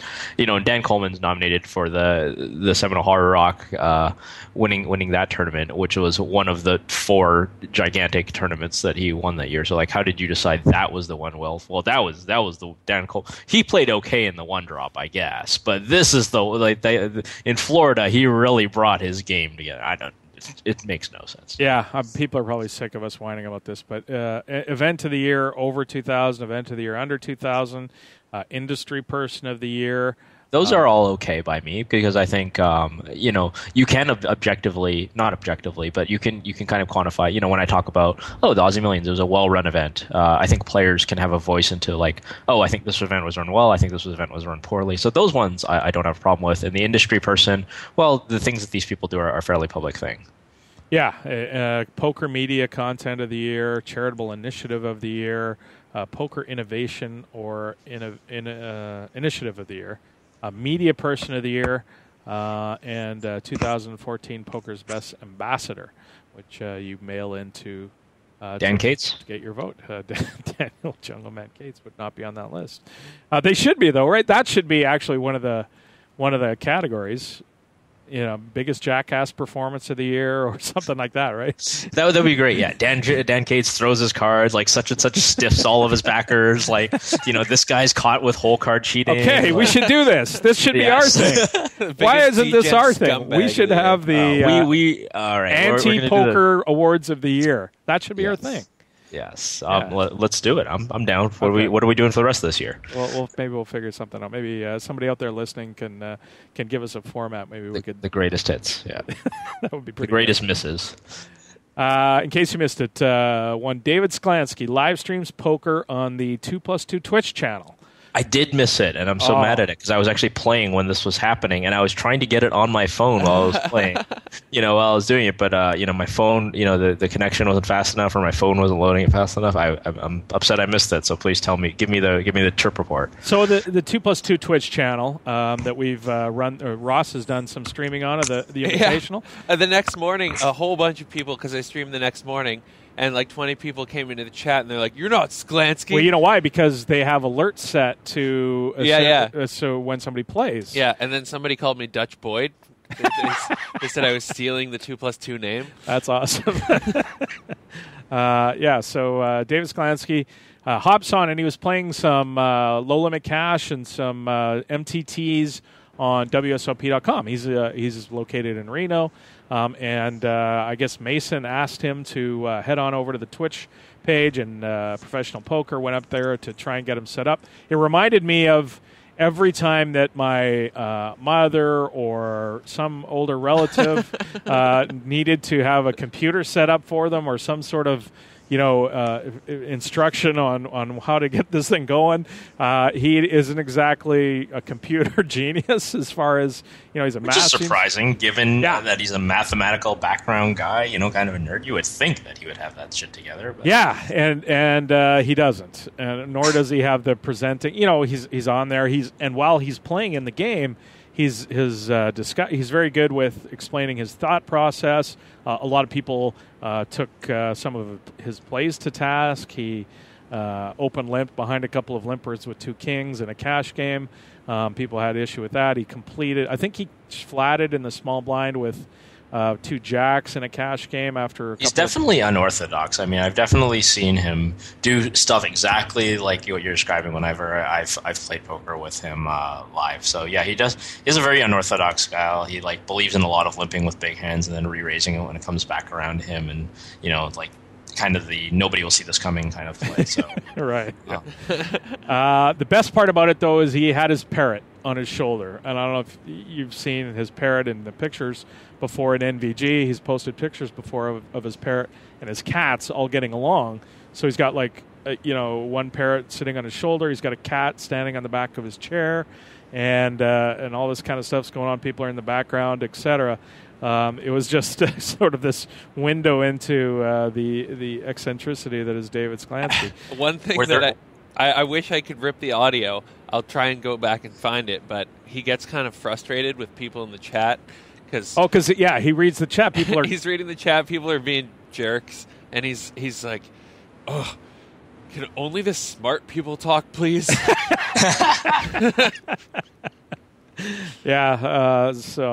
Anyway, it was pretty amusing to watch him kind of deal with all this stuff going on at once. But yeah, no, he and when he busted out of the tournament, he just stops recording. It's not like, hey, thanks for watching this. I'll be back here or whatever. He just he busts out of the tournament. He turns it off. And the conversation between Mason and David, I would love to be a fly on the wall for the conversation that occurred after that happened. Is he going to do it again? Mason is going to be like, oh, that was a really great success. You should do that all the time. Well, it wasn't. I'm telling you, it was entertaining for sure. Oh, I don't. So that's what it's all about, right? I mean, that's how nothing David Sklansky does is unentertaining. Yeah. So and he was funny with some of the stuff he was talking about. So if you enjoy some getting into hearing David's thought processes on a number of things, go check out the 2+2 Twitch channel. Also, Ross. We're going to get our own Pokercast channel, though. We probably shouldn't be on the same one. We'll get a Pokercast channel set up. You can figure that out, or should we get David to try and set that up for us? No, I can do it easily. We just need to get the same amount of viewers, though, because David stocked that channel now. Yeah, well, that's stealing. We can't steal his viewers. We've got to get our own. We'll build up our own. Yeah. Okay. In case you missed it, PokerNews is no longer the official live reporting team for the World Series of Poker. Seth Polanski, he's the VP of Corporate Communications, sent out a press release saying there was once a day we got paid a significant amount by a third party to provide live reporting and split the traffic, assuming the online traffic. Those days are gone. PokerNews asked for a nearly 200% increase this year to do the job, and we simply can't justify that expense in a traffic sharing arrangement. We are pleased with PokerNews' work and are sad that we won't have them live reporting the 2015 World Series of Poker. So, I found this story pretty interesting. The fact that PokerNews was paid by the World Series of Poker, not the other way around, to come in and also get a significant share of the traffic generated, the online traffic generated, seemed like a pretty good deal for PokerNews. Yeah, I mean, it's consistent with what they do. I think they have similar deals with the Pokerstars tours as well. And basically, I think now PokerNews is at the point where they're saying, like, well, look, everybody comes to us when they want to know about what's happening in the big tournament. Therefore, we have a significant bargaining position. I think that's happened for, I don't want to say it's been a really long time, but at least the last couple of years, I think, as Seth alluded to. But it is a surprising mood. It's a surprising move in the sense that this is not an area where the WSOP has a lot of knowledge or experience there. They're largely a casino marketing, branding, event running specialists. They're not. This isn't one of their core competencies at all. So I don't know how successful they're going to be, and I would strongly suspect that the coverage will be much, much weaker this year, which is unfortunate from a poker fan perspective. If you're somebody who really likes following that action. Yeah, the World Series of Poker is saying that they're going to have an in-house team that's going to do the chip counts and reporting. But as you say, PokerNews have gotten fairly good at it. As far as producing content, some would take issue with the chip reporting, etc. I'm not sure that's going to get any better anytime fast. Yeah, that stuff is hard, right? Like it's labor intensive. Watch somebody slide out like 3 stacks of 3 different colors and try to get that and the board and the action and all that kind of stuff. That stuff is hard. Like people don't stack their chips properly. It's a very It is a thing that doesn't seem hard, but if you ask the people who do it, and I have a lot of friends who are or were PokerNews employees, and they seem to think it's probably going to be a shit show, because I think what happens during the World Series is, PokerNews has their kind of their core team. They have their guys who are there at most tournaments, or at least, they're in a rotation, and they're going to go around the world, whether it's to Australia, to Europe, to Asia, to Latin America, all the various stops. And then when the World Series comes along, it's all hands on deck, and oh yeah, we got to hire a bunch of guys for the summer. So, in the group that they hire for the summer is they're not year-round experienced tournament reporters. They don't do this as their job. They're just kind of extra help. Not to say that some of them aren't very good, but there's definitely sort of like an A team and a B team with respect to that. And I'm sure the World Series will try to hire some of those people, but they're going to have a hard time hiring away, the people who do this a lot, the Donnie Peters and the Chad Holloways and the people who have been doing this professionally for like 7, 8, 9 years, all that kind of stuff. Hopefully I'm wrong and the WSOP can do this correctly, but not super confident about that.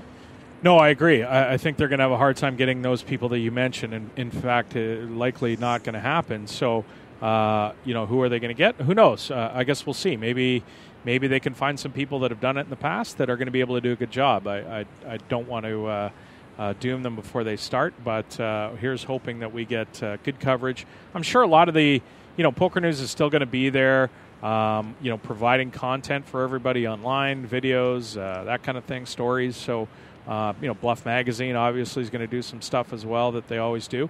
So, it's not all is dead. I guess the main concern would be the chip counts. But PokerNews had the MyStack chip thing, right? Yeah, that's one of the things that if they promote, that properly, and that's another, you bring that up, and it's another good ace in the hole for PokerNews, because you'll still go to PokerNews if you're just sweating, if you're sweating Ivey, then they're probably going to have this chip count correctly. But if you're just sweating your cousin who you have 15% of, then that's a different story. You're going to go to MyStack.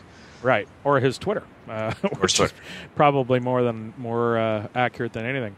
In case you missed it, the World Series of Poker reverses its position on the $10 million guarantee for first place in the main event. They will now pay out. This is they've done a sample payout based on last year's numbers. It would be $8 million for first, and they're guaranteeing paying 1,000 places. Assuming the minimum of 5,000 people sign up to play the main event. So they listened. This is a surprising move by the World Series of Poker. They're not one to, once they make a decision, they usually are, if they get question on it, they're in defense mode, and they will explain that they're right. They got flamed pretty hard on this one, though. They did. But Poker Pros went on the attack on this one. They're fairly stubborn, though. Like, for them to change their mind on this after they've made this decision and presumably, done some advertising of the $10 million first prize. I mean, this is pretty surprising, and I'm impressed that they took the input of the people. Like you said, they got a lot of grief from players like Jared Jaffe, David Baker, and others who thought that the $10 million guarantee. I was in there. I was in there too. Yeah, for sure. The others, many thought that this is sort of a bad idea. That's, for now, we've been over it before. We talked about it in previous shows. Yeah, what's the value? It's the value. What's the value of having more people cash versus some big number that most people don't think that they're going to get? Like, is the 10 million so much more special than 8 million versus increasing somebody's chance of cashing in the main? Which and a lot of the argument that a lot of people were making was the dream is to cash. The sort of far off, unrealistic dream is to win the thing. Like the would be nice kind of like, you're at home and you got your head in the clouds, but realistically you win that seat or whatever, you're going to fork up your $10,000 after you're having your investors. These guys are excited to make day two, not to mention cash. Yeah. So as I said, they changed from guaranteeing a $10 million first prize to guaranteeing 1,000 places paid, which makes it goes all the way to the other direction, right? Yeah. Makes it a super flat. Like they stood there and defended their $10 million guarantee that this is what people want, and then turn around and go the complete opposite direction, a super flat payout structure. So for me, I have less of a problem with this sort of structure than I do paying the $10 million to first place, having that as the guarantee. I still don't understand what's wrong with just applying a standard payout structure on the field after they know the total number of players, what they've done for years and years and years. Are we really missing out on a significant amount of players that thought that think, well, now that they are having either this 10 million or 1,000 guarantee, I mean, is there a bunch of people out there who wouldn't play a normal World Series of Poker final table, main event, using the structure that they use for years and years and years, where they apply the general standard payout structure after the total number of entrants was decided? I don't know what's wrong. Clearly, like, there's some people sitting around a boardroom going like, hey, we need a gimmick, right? And then so the first idea was floated was the guaranteed 10 million. Everybody's like, that's awesome, let's do 10 million for guarantee. Like, let's get excited about this, and we'll put it out on our press releases and all this kind of stuff. And then when the reaction was, they needed another gimmick, they couldn't just cut their losses. It's totally replacing one gimmick with another. And like you said, as gimmick goes, these are probably the lesser of two evils to pay 1,000, but it's still a gimmick. They're saying 1,000 people get paid regardless. Look, we're get to guarantee 1,000, which is BS, because like, what if, it's not like that happened. What if 3,500 people showed up for the main event? We're guaranteeing 1,000. What that just means, like, first place is going to be like, some really small number. Well, they said 5,000 minimum to have the 1,000 guaranteed. So, but still, the problem that I have, and I had this problem with the $10 million guarantee, is that they're using the prize pool that was created by the players. And they're calling it their guarantee. And they're using it to market in their guarantee, and to the detriment of the players in the tournament. So unless it hits the exact number where this is the standard payout, it would have been, in years past, or the ideal payout, so to speak, it's forcing a bad payout structure on the people that have paid the 10,000, or at least a non-standard one. Like you can debate about whether flat or good point. But like they're doing something artificially that they wouldn't do normally. But yes, obviously I see your point. That it is frustrating, right? Because if you're going to guarantee something in a marketing sense, guarantee the prize pool. That's the only honest thing to do. It's what Stars has been doing for forever, and it's even what small brick and mortar casinos do. They'll have like a $60 tournament where they guarantee like 1,000 in the prize pool or something like that. Like that's the only honest way of doing a guarantee. Like, we'll guarantee we pay 1,000 spots. Well, you said the minimum was 5,000, but you could guarantee paying 1,000 spots if you get 1,001 players. Like, everybody gets $10,001 for finishing from 1,000th to the first, right? Like, it's not a guarantee, and it's a little bit insulting because they think that poker players won't see through this, and probably most poker players won't see through this.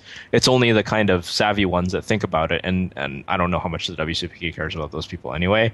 But again, I don't want to shit on them too hard because, like you said, they did in some sense do the right thing by backing off the kind of really unpopular idea of a $10 million first place. So, kind of get a little bit of credit for that, but yeah, it's totally just trading one marketing gimmick for another, and like you said, it's inauthentic and disingenuous to just make this, oh, look at this guarantee that we're doing when you're guaranteeing other people's money. If the numbers are the same as last year, they go from paying 10% of the field to around 15%. Players 700 to 1,000 are going to get 15,000 back. The next 200 people, into 500, are going to get 21K. So it changes the tournament pretty dramatically, I think. All the final table players are going to be millionaires. Ninth is going to get $1 million. I wonder what Mark Newhouse thinks about this change after the year after 2 years in a row he finishes ninth and doesn't get $1 million. But so in the weird structure at the final table, the payout structure, I think there's, I want to say 450,000 from ninth to eighth. From eighth to ninth, I think it's 1,400, and then it's only like the next three spots only go up like $500,000 or something. So sort of a weird payout structure at the final table. But as I mentioned, I think this changes the way you approach the tournament. Do you see anything that you would look at and go, I might do this now? A little. I mean, I think you can still abuse a $15,000 bubble if you're a big stack, heading into day, I think it's 4 that they typically cash, although maybe now it'll be like late day 3. So there's still that, because $15,000 to probably 60% of the players in the field is significant when you talk about the number of people who enter in on satellites. I think the World Series is such a massive tournament that the key kind of fundamentals of a huge MTT where the field is relatively softer, they still kind of apply. Like you still want to just get as many chips as you can and make correct chip EV decisions without exposing yourself to like unnecessary risk if that's kind of at all possible. So the same principles still apply. I don't think that it makes a dramatic difference, although, like I said, the bubble is going to be shorter. It's going to come up a lot faster. So I guess the main thing is sort of, keeping your eye on the scoreboard and kind of figuring out the rate at which people are going to bust, and, kind of gearing your exploitation of the short and the medium stacks if you're a big stack to that. And also, if you're a shorter stack, then how much you kind of want to hang on to the money. It's also obviously worth noting that, if the min cash is 15,000 as opposed to 20,000, then as a short stack, you probably play a little less tight on the bubble because getting more chips is worth relatively more. But again, still, it's such a weird tournament because there's a zillion chips in play and there's a zillion people in the field that I don't think it's as big of a difference as you think. It probably helps those guys who've cashed several years in a row keep the record going. Yes, Ronnie Barta is going to start rushing. Like 6 or 7 I guess what I was thinking too, though, is from place 500 to 1,000 is the 500th is getting, or around 500th, whatever it is getting 21,000. So you've got this sort of half the field min cash type thing, where I don't know how that changes. Like if your chip accumulation early, you're after the bubble breaks. I mean, because you go up so slowly, how different that changes your approach, but maybe not at all. Yeah, I mean, if you have a really if that's going to happen, then what it basically means is that the value of giving up marginal spots is less. And so that was a terrible way of phrasing it. But basically what happens is that you shouldn't make as many variance minimizing decisions because you need another like 300 people to bust before you get to your next pay jump. It's different than when there's a smaller number for your pay jump, and then you might play a little bit tighter again if you're a shorter stack. Poker tournament is all like one big bubble and then a bunch of little bubbles, right? So that's kind of the idea there, that you would play just, I guess, a little less tight once you've made the money. So more on this subject. Donnie Peters of PokerNews tweeted a picture from the Aussie Millions. This is a guy down there. His name's Bill Liapis. And Donnie takes a picture of him as the bubble bursts in the main event, and the guy is literally crying on his wife's shoulder. Overwhelmed. Very cool picture. Totally, yeah. I mean, this is find a way to link that up in the show thread. But yeah, if you want to check, Donnie_Peters is his Twitter handle, and this goes to this discussion where they're guaranteeing 1,000 people get paid. It's a big deal for a lot of people that play in the main event, and who knows, maybe this does bring in more casual players that think, I'm going to try and min cash, kind of thing, and play differently, whatever.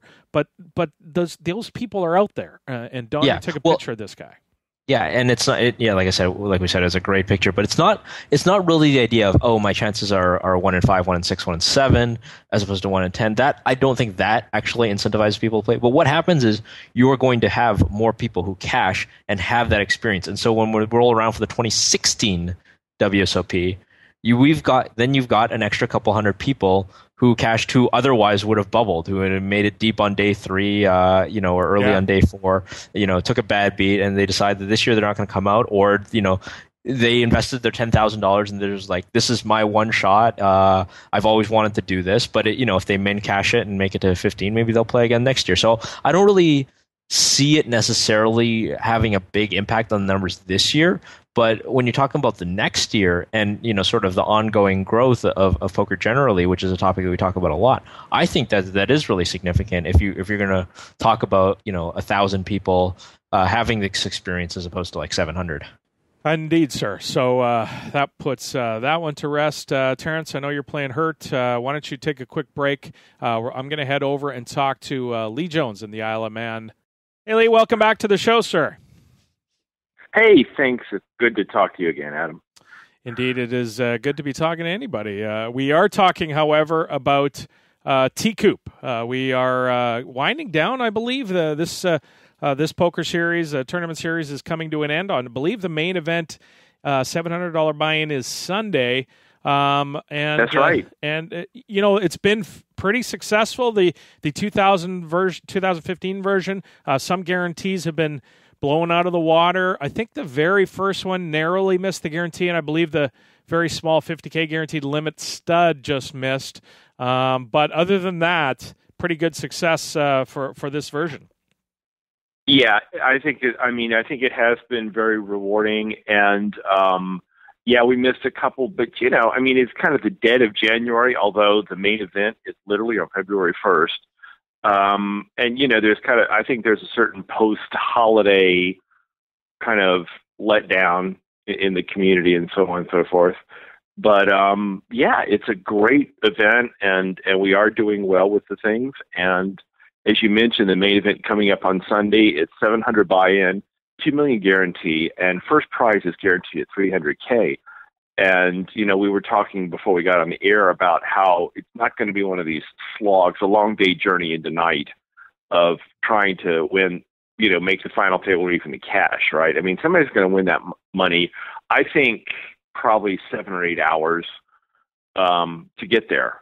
So somebody's going to work for basically one work day and make $300,000, which, not everybody does in one work day.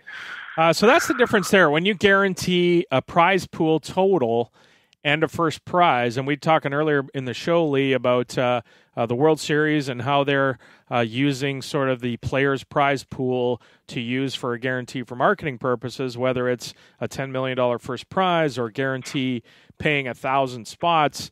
It's different when you guarantee a prize pool, which the World Series isn't doing, but PokerStars is doing and does for their tournaments, and then can go ahead and guarantee a first prize prize pool because they've first prize prize because they've guaranteed that prize pool. Yeah, and in all honesty, Adam, and I'm speaking for Lee, not necessarily for the tournament team at PokerStars. I don't understand the fascination with first prize guarantees. And the argument I always make to people is, when was the last time you saw one of those massive guaranteed first prizes actually get paid out totally because there wasn't a deal? Yeah. Well, World Series, they don't allow them, supposedly anyway. Which means those deals are being made in the bathroom, right? And yeah.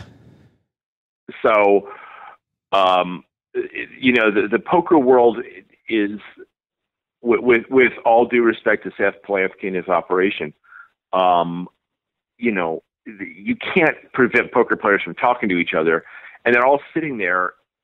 It's like they've all got smartphones and they've got buddies on the rail and every other possible way to do backroom deals. And I'm actually terrified because I don't want a black eye on the World Series name any more than I want a black eye on anybody's name in poker.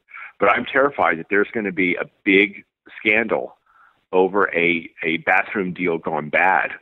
Right, at the World Series. When somebody doesn't live up to a deal they make for, maybe $1 million or $2 or something. And exactly. That is exactly the fear that we had that with Jamie Gold, right?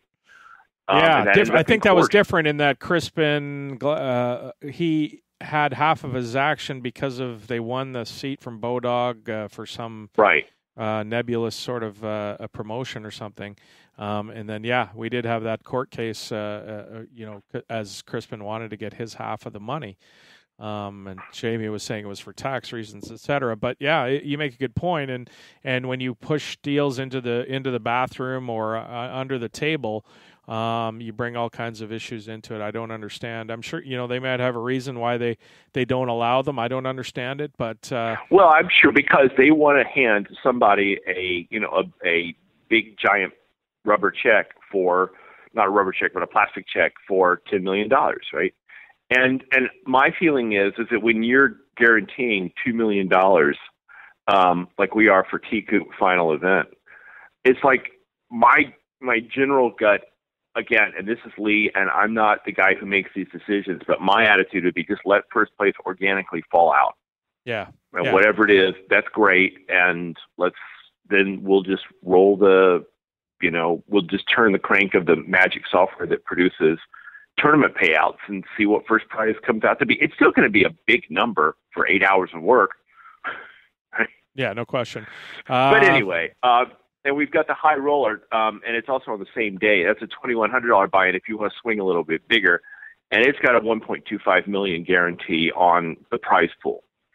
And that one, first prize is just going to be whatever first prize is.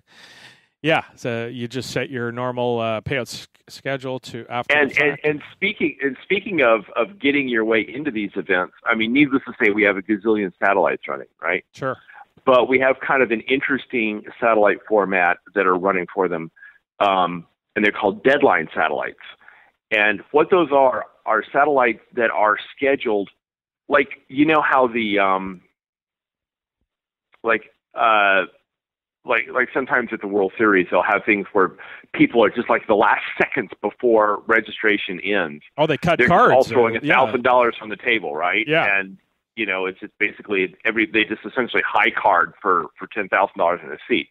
This is actually, you're actually playing poker, but the effect is the same in that you cannot unregister if you win a seat.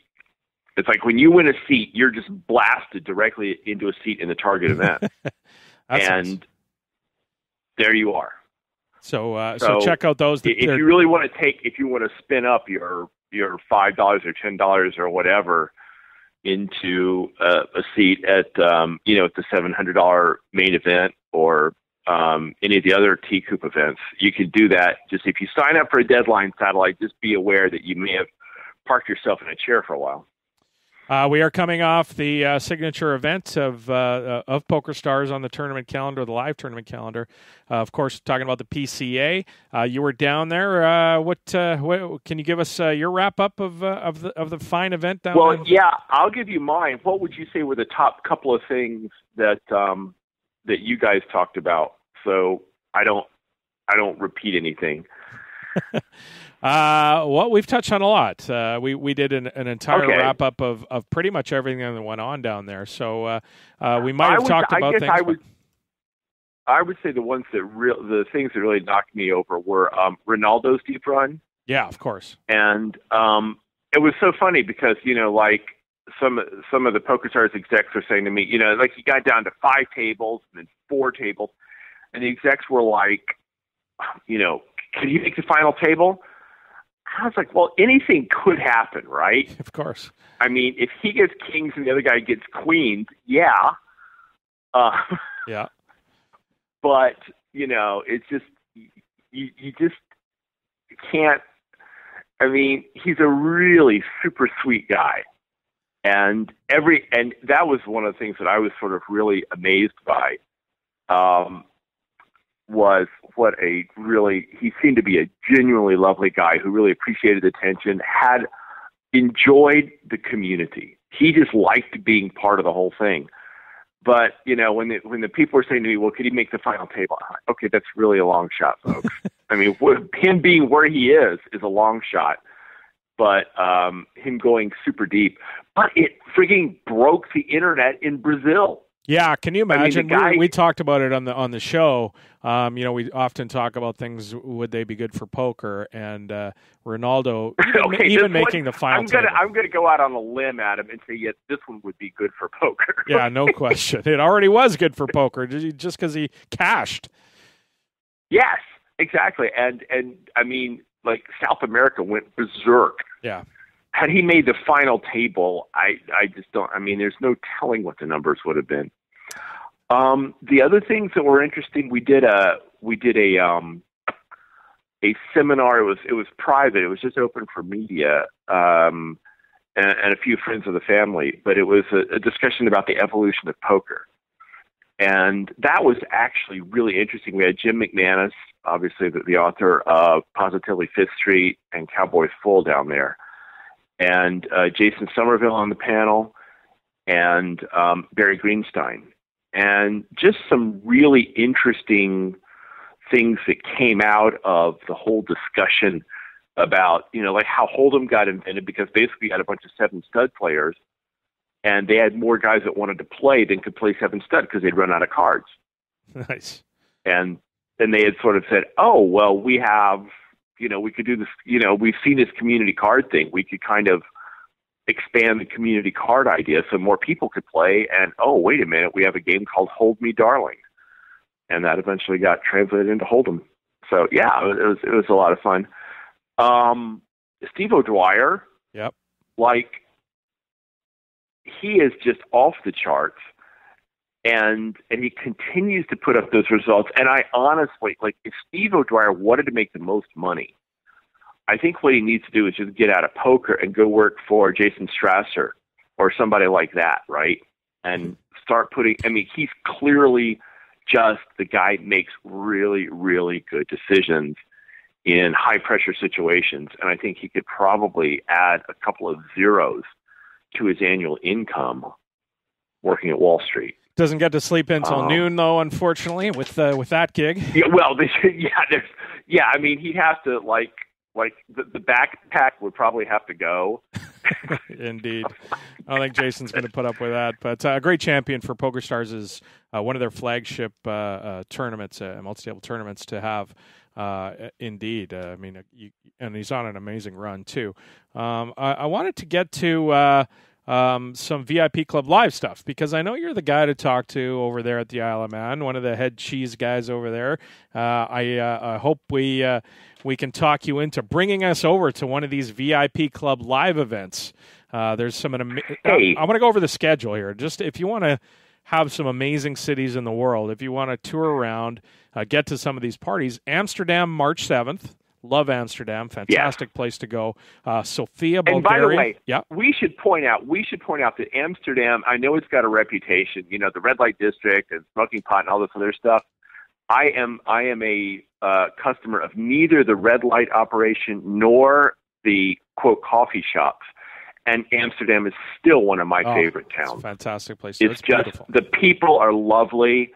It's just a great place. You can walk anywhere. The biggest danger to you is to get run down by a bike, So go there. Yes, definitely. Great food, great nightlife. Love Amsterdam. Sofia, Bulgaria, May 30th, which I've never been to Bulgaria, and I think that would be a fun place to go, Sofia, to one of those parties that the VIP Club Live puts on. Athens. And by the way, the May 30th is a change in the date. It was originally published on the 23rd. They've moved it to the 30th.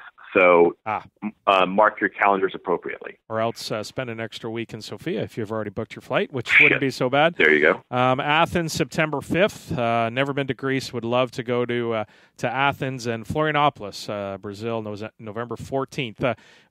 We're available for any of those, Lee. Okay, well, listen, the guy who controls it is a Canadian. So he's the guy to talk to. I know exactly who you're talking about. Yeah. So you need to talk to that guy because you know a guy that knows a guy, but you actually know the guy. I do know the guy. So, that'd be good. All right, maybe I'll talk to him, and we'll get to one of these fantastic parties. Looking forward to a lot of those. If you want to, we would love to see you there, and of course Terrence. You know, if he wants to jump on there, I mean, it's not really a party unless Terrence Chan is there. So what do you mean? He doesn't drink. He doesn't dance. He sits off in the corner, grumpy. He's not a party guy. And you just said that live on air. We'll just hey Terrence. Yeah, he's taking a break right now. That's why I can get away with it. He's never going to listen to that ever. So we're by the way, I meant to ask you that. How did he run in the in Aussie Millions? I think he ended up I want to say 50th. Yeah, so he had a little bit. Did he cash? Min cash +1. Yes, so he did sneak into the money because he's such a Ned. He holds on. Just to get into the money. I think that was his goal all along. Terrence the Net. One of the things I saw on 2+2 this week was pretty funny, Lee. It was a clue on Jeopardy, and this guy took a screenshot of his television when Jeopardy was on, and the clue was, quote, awarding over $80 million, quote, Scoop is the annual spring championship of online this game. And nobody got it. Which, and it's interesting about that because I hate to say this because I work for PokerStars communications department, right? And my boss is the head of communications for PokerStars. We have a meeting this morning, as you're aware. It's dark 30 in the Isle of Man right now. And we have a meeting. We have a kind of a daily catch-up meeting with the communications team. It's just like we all run into his office, drink espresso, and then run out. And he is going to not be happy when he learns that. Oh, why? Right? Oh, that nobody got it right. Yeah, exactly. Yeah, I thought one, we didn't even know about the question, and two, nobody got it right. And I think both of those are kind of like, oh, we have some work to do on that front. So, yeah. I was surprised. And it's fascinating. Yeah, I mean, they in the clue, 80 million, the acronym, Spring Championship of Online, this game, so it starts with a P. It's a lot of money. It's online game. I mean, but Parcheesi? Like, if you spend, maybe it's just easy for us because we're right in the middle of it. I don't know. But it seems to me like that would have been one that would have been at least, guessable. Yeah, I mean, it is kind of, I mean, I think part of it is 80 million just sounds like, to most people, it's like, what, seriously? Yeah, that's crazy. I mean, it's almost like you made this up or something. I mean. Yeah. I wonder, I didn't see the answer if Alex, would have said poker or PokerStar, if he mentioned PokerStars at all when giving the answer. I would have liked to see that. I'm willing to bet you $50 straight up that he did not say PokerStars. He just would have said of poker. Probably, yeah. Oh well. But anyway, good free advertising for you guys. I got a kick out of that. I'm sure your boss might also get a kick out of that in the morning meeting. Well, I'm going to be interested to see what his response is. Indeed. Thank you so much, Lee. Thanks for joining us this week. Wait a minute. Before we go, I have to give a shout out to one of my colleagues. Go ahead. And actually, he's one of your colleagues too. Does he listen to the show? Is he gonna hear it? I don't know if he is or not, but Probably I'm going to make sure that that we get this on the air because this is a big deal. All right. Brad Willis. Yes, the one and only. Who is the one and only, and this is a guy whose writing is really good enough to be anywhere. And we happen to have him in the poker business. And and he just told me that this is literally the 10-year anniversary of his going to Copenhagen for the first time for PokerStars. Oh, wow. And he had done his first PCA in 2005. Yeah. So, I mean, this is quite literally the 10-year anniversary of Brad joining PokerStars. And if you don't read Brad Willis's stuff, you 2+2 PokerCast listeners, you're missing out. And he's up for an award at the GPI Poker Awards for media content for 2014 for a couple of articles he did about two women that were cancer survivors. Yeah. At the World Series. I remember that one. And yes, and if you haven't read that, the PokerStars blog has got a link to the piece today because we're basically celebrating Brad's nomination. And it just really does my heart good to see him get that recognition from the industry at large, because he is just incredibly deserving, and we are very, very fortunate to have Brad heading up the blogging team. So there's my shout out. Thank you for the opportunity. What's the 10-year anniversary? Is it linen or wood or what's that one? Yeah, exactly. I don't know. We'll send him a nice set of 1,200 thread count sheets, right? There you go. Doesn't listen to the show. He's been on the show a bunch, many times, but I don't know if he's going to hear that one. But hopefully he does. Maybe I don't know. Maybe he listens to the show. Who knows? Maybe. And even if Brad doesn't listen to it, your listeners now they know should all be reading his stuff, right? Well, because Brad has his own blog. And he also does a lot of PokerStars content as well. So both of it. If you want to check out his blog, Brad Willis blog, it's fantastic. Very smart guy. It's called Rapid Eye Reality. Yeah, and it will. There are occasions where he writes something and it just stops you in your tracks. Yeah, it's fantastic. And so go and read. There we go. Thank you so much, Lee. We'll talk to you soon, sir. Great talking to you, Adam. There he is. Terrence, welcome back. Did you get a little break there and a little lie down? I did. I crashed pretty hard there for that little second. So thank you, Coach, for taking me out of the game for a few shifts. Yeah, it's like when Jordan has to come out at the beginning of the fourth quarter for 3 or 4 minutes and get him ready for the last I'll round. try. I'll finish up strong here. I'll make you proud and finish up strong. Finish up strong. All right. It's not LeBron with a cramp. He is. No, he'd be playing through that. Let's get to some 140 or less. Jesse Martin is the first one. He says, can someone explain to me why I would want the World Series of Poker main event to pay out 15% of the field instead of 10%? Part of the joy, grind, and spirit of the main event is show how effing long you have to play to get in the money. I fear that paying 15% of the field will cheapen the goal/accomplishment, and the journey of cashing in a World Series of Poker main event. I've run deep in the main 4 times, 3 cashes, and 1 devastating bubble. It's an exhilarating, amazing, perfect experience. No need to change it, IMO. That's a long tweet. That's sort of, That's it's like it's 350 or less, right? It's broken into a couple, I think. I kind of see what he's saying. I mean, there is the idea that part of the joy and the grind and the spirit of the main event is how long it is and what a grueling thing it is. I mean, on the other hand, I'm not sure that that's really enough in itself, a compelling argument to pay less of the field. I kind of see what he's saying. I enjoy the bubble too. When I was on the bubble in the Aussie Millions, like we talked about earlier, I enjoyed the thrill. You go all in with your small stack, and you're wondering if these guys are going to call, whether you're just going to run into aces. There's always a chance you're going to run into aces when you're shoving. I thought it is definitely interesting. So I sort of see his point of view, even though if I don't agree with him. I don't know what your thoughts are. I do. I don't. I'm not the flat payout guy. I don't. I like in general steeper I agree, payouts. Yeah. I'm happy. I've cashed a couple times myself, and it's. I agree with him. It's fun to go deep in that tournament and go through the experience of cashing. That bubble is a lot of fun, even though it takes a while. It's a bit painful because there are people stalling and doing stuff, but it's also a lot of fun when you're in that sort of environment where the year I was there, I believe last year I cashed and it was. I think 666 cashed, which was a crazy number. Freddie Bignati, I believe, was the 667. I could be wrong there. It could be another year, but I seem to remember that.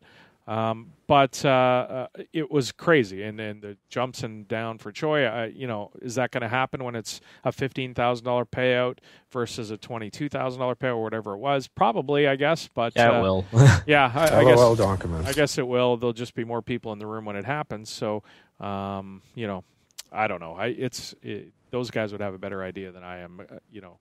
Guys who play tournaments a lot of the time. But I'm a steep payout cash out guy, I think. Dan O'Brien said, this is his tweet, "I've been consistently waiting until I'm below the E to fill up my tank because gas is always cheaper the next day. #oil tycoon." A man after your heart. He is. I like Dan O'Brien already.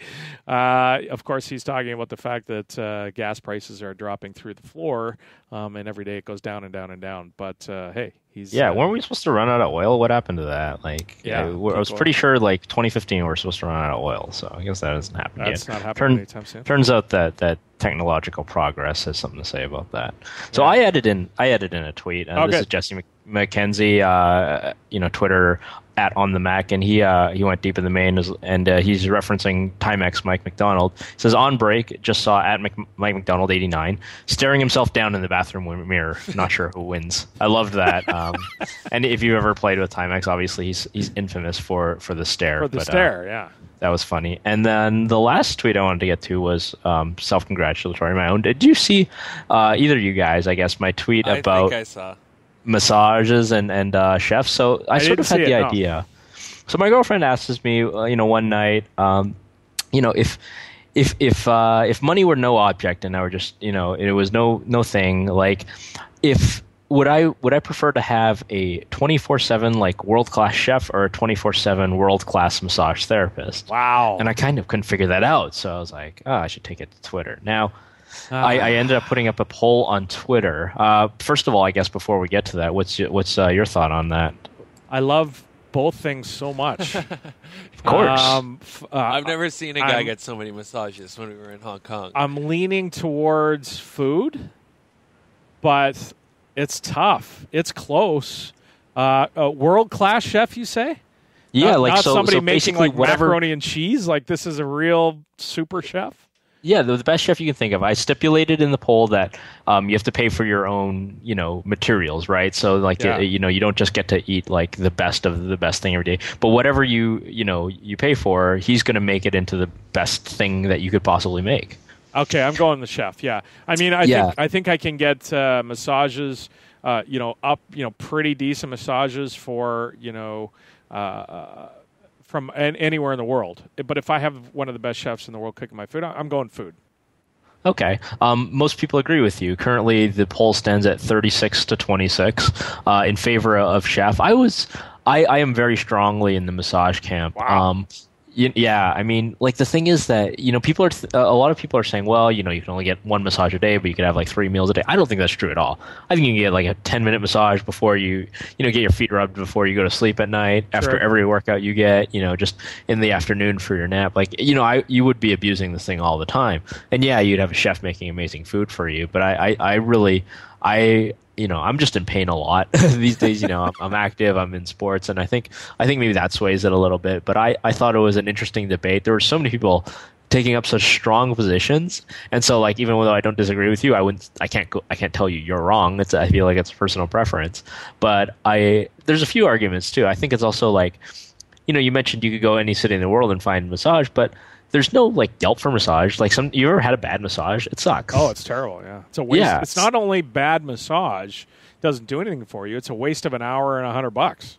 Yeah, you're sitting there and you were so excited for that massage. Yeah. You were so excited, and you're like, I'm going to feel great when this is done. And then there's just one of these like women who just like touches your skin and it's terrible. But I think it's harder to find a really really great massage person who like knows your body and like can fix you and all of that. Whereas I love food, but I think most of the food that I really, really enjoy, I think like a good chef could make it. Like not a world. It wouldn't need to be like. Well, you eat raw foods, so you eat a lot of stuff that is not. I mean, really, it's not that hard. You don't have complicated sauces and butters and stuff. I mean, you're or even like a steak, right? Like it's the it's the best steak maker in the world is not much better. Yeah. But so you're not like I can see how it's a personal preference type thing. I'm 47, So I'm not needing the massage as often as you are with the Muay Thai and all the activities that you do. So I'm now more in my getting fat years. Well, then maybe you'll get the back pain and need the massage. But I was just really fascinated how strong people took this view. I mean, the people who responded, I had Justin Bonomo, Ike Haxton, Ben Wolanowski, Den Smith, Christian Harder, Mike McDonald, Jeff Rossiter, and then you industry people like Renko and TT got in there. Of course, you can probably guess what side he picked. But people were really inspired by this debate. So I really I'm patting myself on the back a little bit, but I really enjoyed that particular debate. So if you feel like debating whether you would prefer a massage or a chef full time nonstop, then you can talk about it on the thread a little. We'll put the I forgot last week to put up the post with all the different things, the links for the show. We'll include that in the link this time, I promise you. Mailbag. We got a bunch of mail this week, so let's read through some of them. Some of them were suggestions and people expressing that they enjoy the show. So we're not going to always read all of those, but we're going to pick and choose one. The first one is from Craig Timmis of Manchester, England. Hi there, long-time listener to the Pokercast, and I remember a few years ago you did the Pokercast League. Any chance of doing something like that again? Good thread you started in the forum where people are from. I think maybe one of the hosts or Ross could start a thread every now and again and start a new topic. It would get more people interacting, and I think that's a fantastic suggestion. We should talk about more than just a show each week, and we could talk about different topics. A lot of them are probably already being discussed over at NVG, but if it's a topic that we hit on that might be good to have another thread on or have its own thread on in our forum, in a show, then we'll certainly think about adding one of those in. The Pokerstars League was a lot of fun, and I think if somebody's out there who wants to organize another PokerCast League, I think that would be great. If somebody wants to step up and do that, we could do that again as well. It's going to be harder, obviously, without American involvement with PokerStars, but indeed, we could probably get, having a look at that thread and seeing the vast numbers of people we get from non-USA or non-USA listeners, there'll be more than enough, I think, to hop into that. So, good idea. Thanks, Craig, for this suggestion. The next one is from Nick. This is a bit of grunching. He talks about that he just took up poker. My question for you guys is, should I limit my daily earnings? He's had days where he's gone up and down a lot. Money isn't a problem. He's playing for 1 cent, 2 cent stake. He's not playing a lot, but clearly it seems like losing a bunch gets to him a bit. The money isn't an issue. He says, I have a full-time job as a software developer and have enough disposable income that I can play poker at this level and not worry. But I like to get in good habits and not waste money I don't have to. As far as limiting your earnings, I'll go first, Terrence. I don't think it's a good idea. Poker, of course, is, you heard a lot. It's one long session. If you're running good or you're confident and that, builds on your ability and you're maybe intimidating of the table, whatever, what have you, it's kind of a bad idea to go, I've hit my 50 big blinds. I think I'm going to quit today, because tomorrow you pick it up. It's still the continuation of your big session. So if you're going to limit something and losses really get to you and they get you playing bad and they get you depressed and they get you in a bad frame of mind, then maybe you tilt. Then maybe you can limit your downswings for a day. But that's only for the reasons that I said. If it's going to affect your play, if it doesn't affect your play, then I don't see limiting either way. Yeah, +1 to that, and I wouldn't expect anything else, from any sort of really like long-time pro or grinder. You do always have to look at it at like one long session, because the math doesn't care how many sessions you play or how many days you play. It cares how many hands you play, and it cares what your edge over time over those hands is. And so the more hands that you get in, you're going to get closer to whatever your long-run edge is. That's how the law of large number works. So and to add to what you said, so obviously play as long as you think that you're a favorite in the game, that you're playing well, or your opponents are playing poorly, because that's the only way you make money in poker. I would say not only that, but limit your losses if you're on tilt. But really, try not to go on tilt. Just have that mentality of even though this guy's not playing poker for a living, you should still, if you're really serious with the game, and it sounds like you do. You don't email a poker show if you're not serious about playing. You have to have that grinder mentality, and you have to have that idea that I'm just putting numbers in the bank. I'm just putting numbers down on a sheet of paper on a ledger, and in the long run, I'm going to win more than I lose. And that's the only way to look at it if you really want to be a serious pro.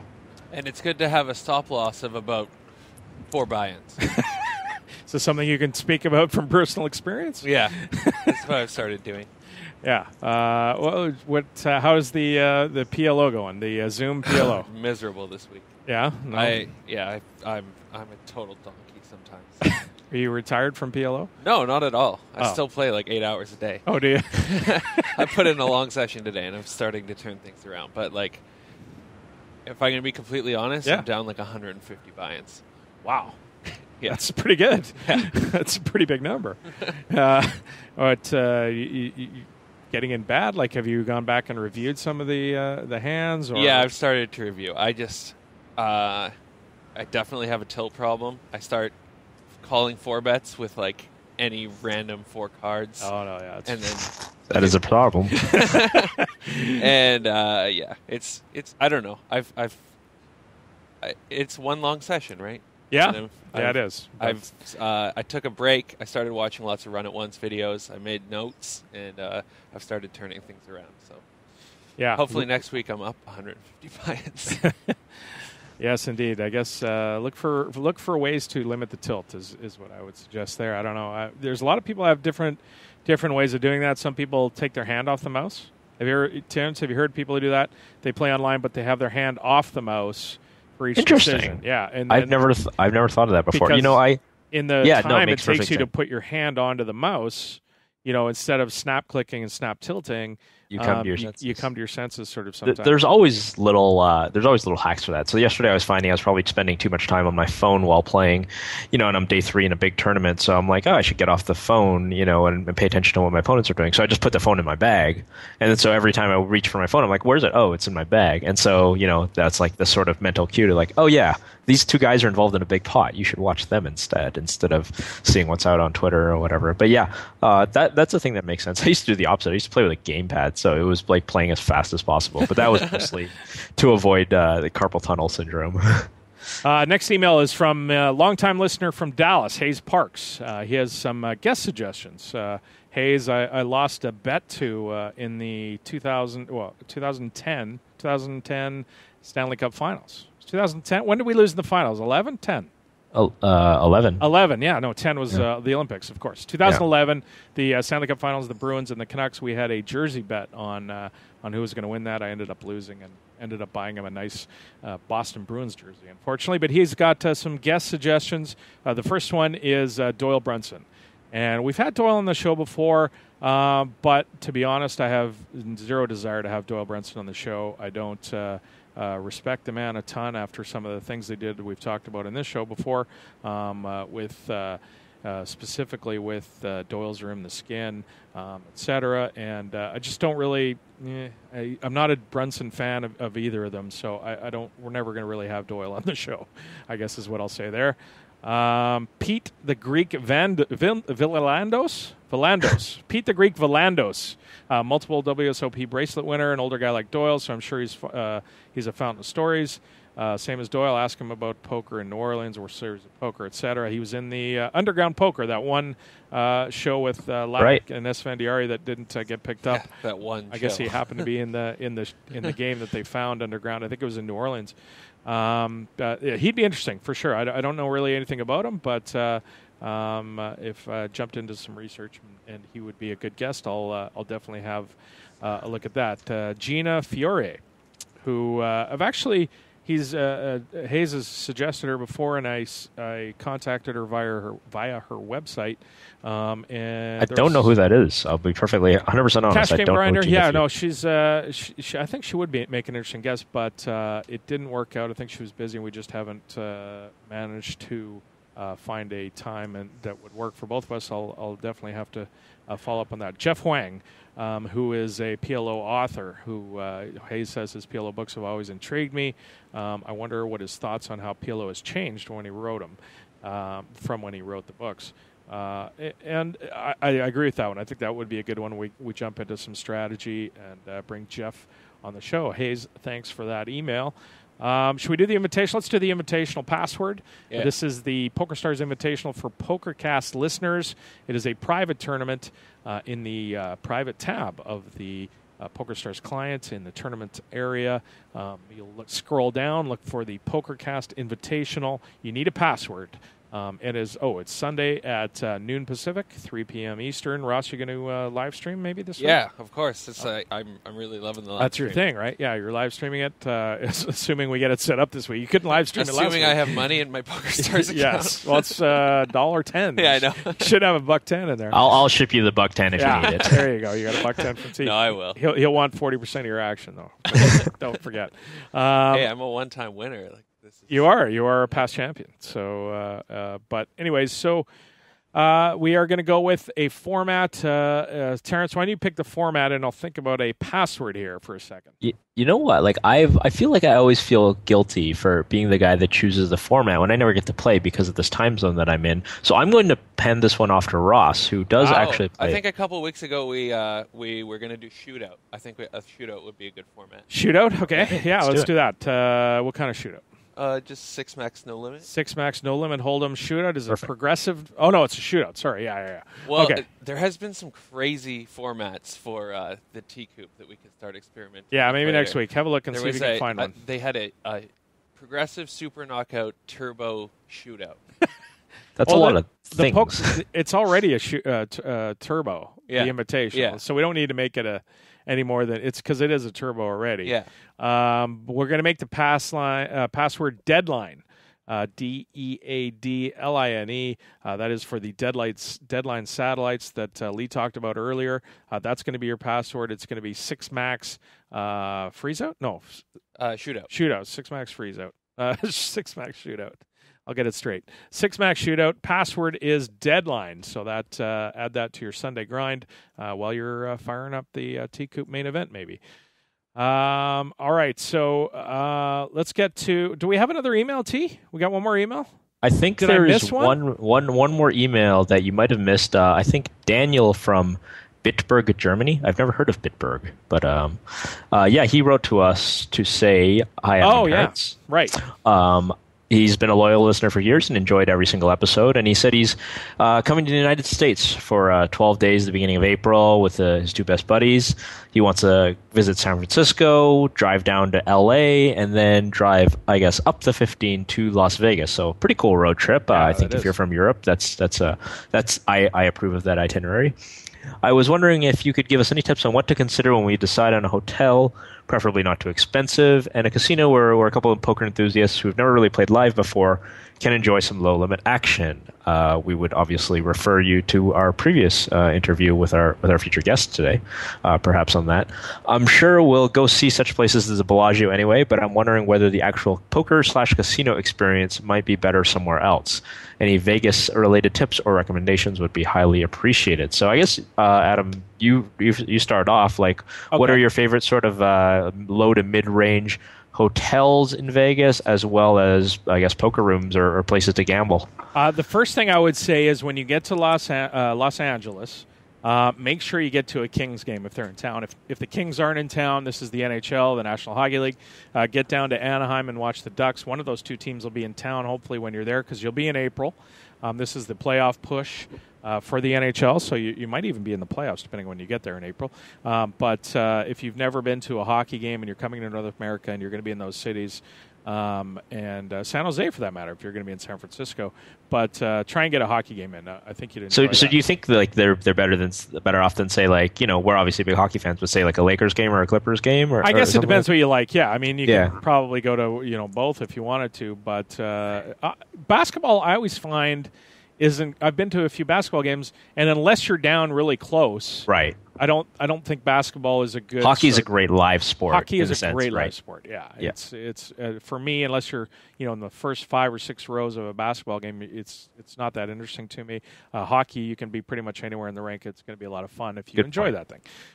So that's what I would say there. Now, getting to his Las Vegas question, there's a ton of really fun rooms to go around and play. If you're obviously going to have to get to the Bellagio and play some poker, I would suggest a couple of places. First is off the Strip, if you can get off the Strip, if you have a car or what have you. Well, it sounds like they will if they're driving it from LA.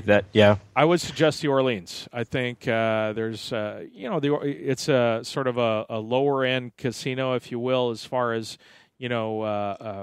cost and condition or whatever. But it's got a great sports book if you're into watching sports, and it's got a cool bar in the middle of there, and the poker room is pretty good usually as well. The other one I would suggest is the Mirage, and that's where poker started in Vegas, or not started in Vegas, but it had its boom period in, say, the 90s, late 80s, 90s. You would say the Mirage was sort of the place to be. There's the old line from Rounders that the legends make it their office, right? Yeah, exactly. Mike McD, when he's talking about the Mirage in Vegas, that's where the legends make it their office. Hopefully, it hasn't closed and I haven't missed it, but I would think about Orleans, the Mirage, and of course the Bellagio. And maybe even the MGM. That's sort of a fun room. That's it used what Kyle to be, mentioned. Yeah, it used to be right in the middle of the casino, which is sort of interesting. Aria, of course, is a huge poker hotbed now. You can see all kinds of different things going on there. Plus, you got a wide range of games. That's a lot of casinos, but if you're going to be there for a while. Yeah, I 100% agree. Those good recommendations, especially the idea of getting off the Strip a little bit. The Orleans is great value because of its location. You have to drive about 6 or 7 minutes to get to the Strip from the Orleans.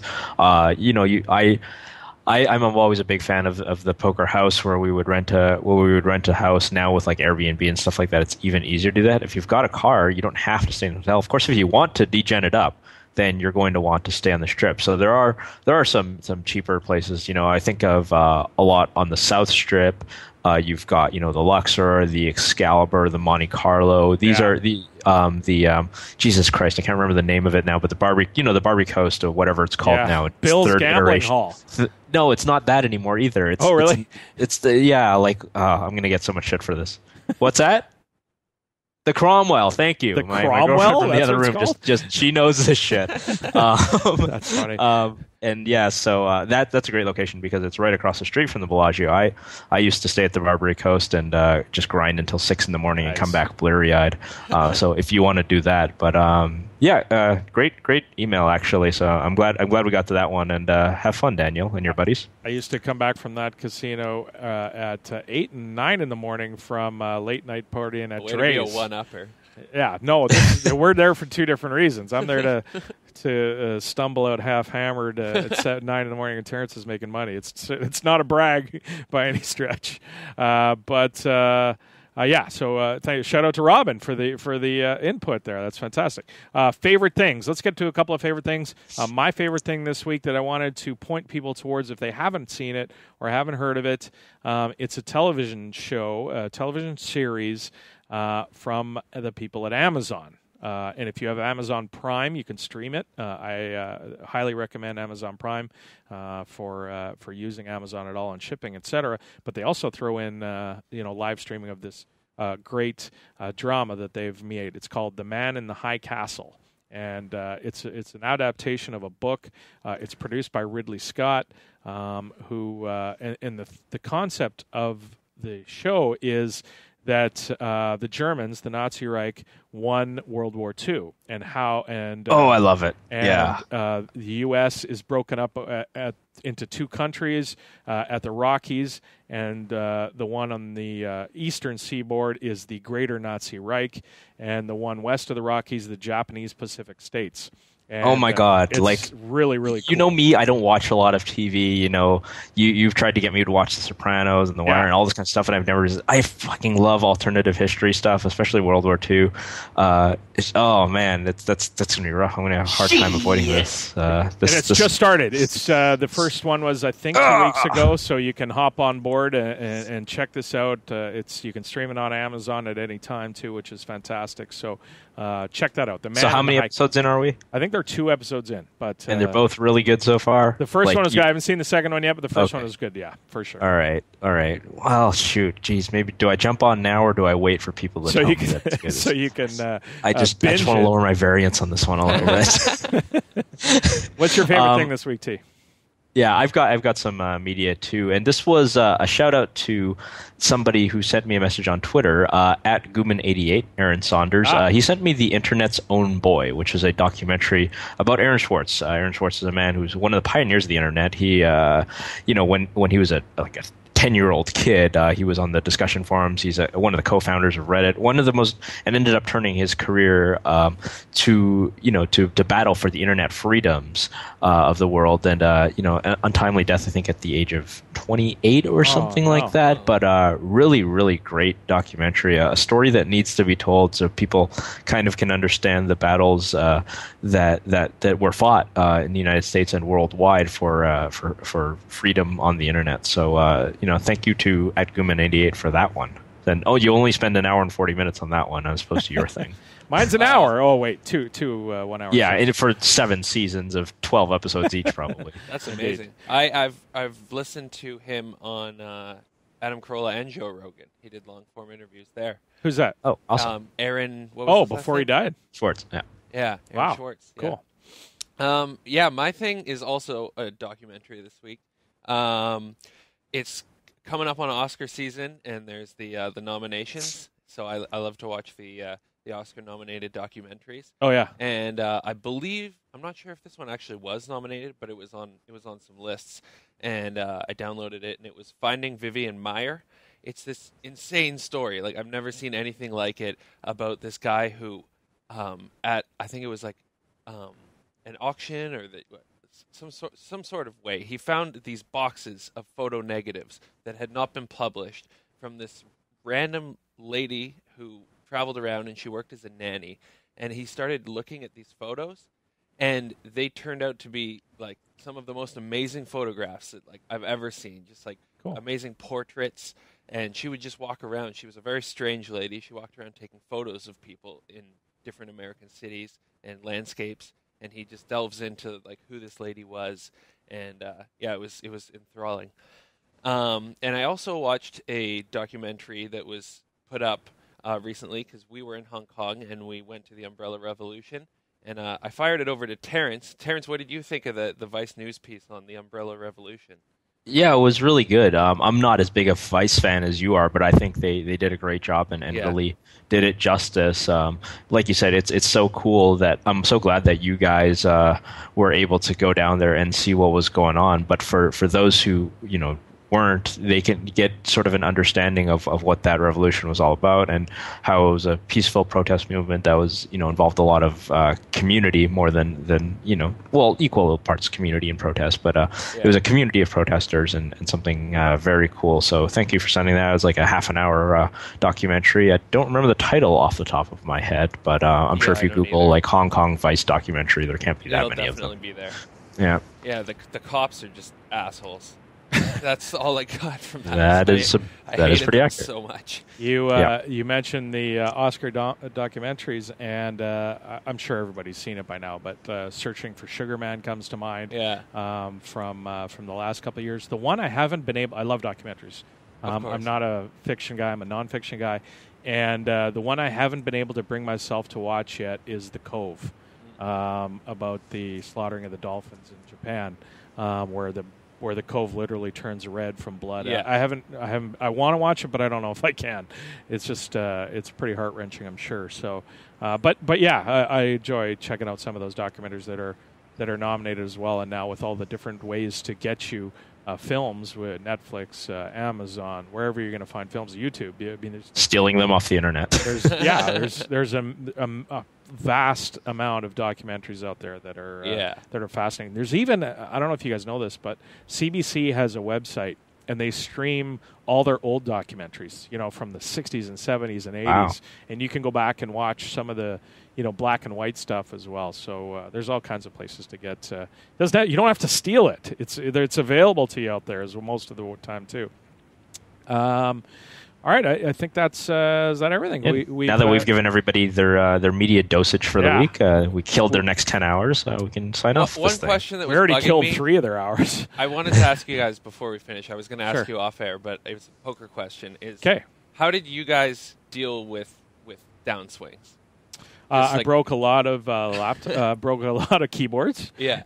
As we have snapped them over my leg a bunch. That got me to stop. We were talking this earlier about the guy stop loss. That was my stop loss. Was when I snapped my keyboard over. I couldn't play anymore. Did you buy bulk keyboards? I did. I went to London Nargs and I bought them. I cleaned them out of the $11 keyboards, and my room was covered in little one keys. But downswings, I mean, it's not ever easy to deal with, and especially if you're playing with money that you can't afford to lose, it's going to make it 100 times worse. Well, just don't do that. Well, don't do that. But I mean, let's be honest. Almost all poker players at some point are going to play above their bankroll. It's just the way it is. Sure. There's not. I've done it. I can't imagine somebody. If somebody out there hasn't done it, kudos to you, because you're very few and far between. So those are the key moments. And if you're playing above your bankroll and you are on that downswing, it's going you're way more susceptible to tilt and it affecting your play and etc. So how do you deal with it? I guess go back and find some of the mistakes you're making, because most of the time it's not just running bad. Most of the time it's the fact that you're not as good as you think, and B, the people in the game. So once you realize, it's one of those things, like accepting that is like the first step, and one of the best easiest way for you to start overcoming your problems is to actually admit that look, I'm not as good as the people in this game. And you have the other 11 steps of Tilters Anonymous. Yes, it's was it Friend of Bill or whatever it is, Friend of Tilt. For me, I've always thought, when you're playing online, I've always thought that it's a double-edged sword. It's easier and it's harder to tilt off because, we talked about doing things like hiding the mouse. It's much easier to just kind of drag the slider and do really dumb things than it is live. But the other thing about playing online is that if you're playing on multiple tables or you're playing a lot, you can kind of hide yourself from how much you're losing in any given session, right? So like if you've got the auto top-up enabled and you're on a bunch of tables, you don't necessarily... You have a general idea of what... how much you're losing, but you don't really necessarily know exactly how much it is. And so for me, the idea is like, don't bring up your PTR like every 5 minutes or after every big loss or big pot or your hold manager or whatever it is you use. Or your cashier page. Yeah, don't constantly refresh your cashier page. Do all that kind of stuff. Just save that for the end of the session. And then when you look at the end of the session, like look at your entire graph. Look at your 3-month, your 6-month, your year graph, and that's what really matters in the end. And hopefully the downswing that you suffered in that day does not just completely wipe your year, but more likely than not, if you're a high volume player, what happened today probably won't affect your year that much. So that's kind of the approach I used, is just to kind of not know how much I was winning or losing. Indeed. That's awesome. I appreciate that. There you go. I find it's so much easier to... I have way better self-control when I play live, but like 4-tabling Zoom PLO, just like Terrence said, things can get out of hand so really quickly. Yeah, I'll try and make it up here by shipping on this guy. Yeah, no, that's dangerous for sure. But thank you. All right, lots of thanks to go out. First to Kyle Loman, who joined us to tell us the story of the Andy Beal game against Todd Brunson, a comic book guy. Thank you to Chris Grove from Online Poker Report, who gave us the quick update from the ongoing legislation in California. Terrence, thanks for playing sick, playing hurt, sucking it up, being a for the love guy, of the game. For the love of the game. Appreciate that. Thanks to Robin for helping us out with a little bit of the advice in the mailbag. Ross, thanks so much for coming in. And to yes, and thanks to everybody out there listening to the show. Please, please, please come over to 2+2 if you haven't yet. Post in the thread where you're listening from. We'd love to hear from you. It's going to help us a lot. We'd love to hear where you listen, where you consume the show, as one would say. Thank you so much, and we'll talk to you next week, everybody. Thanks for joining us. The 2+2 PokerCast has been presented to you by the PokerStars VIP Club.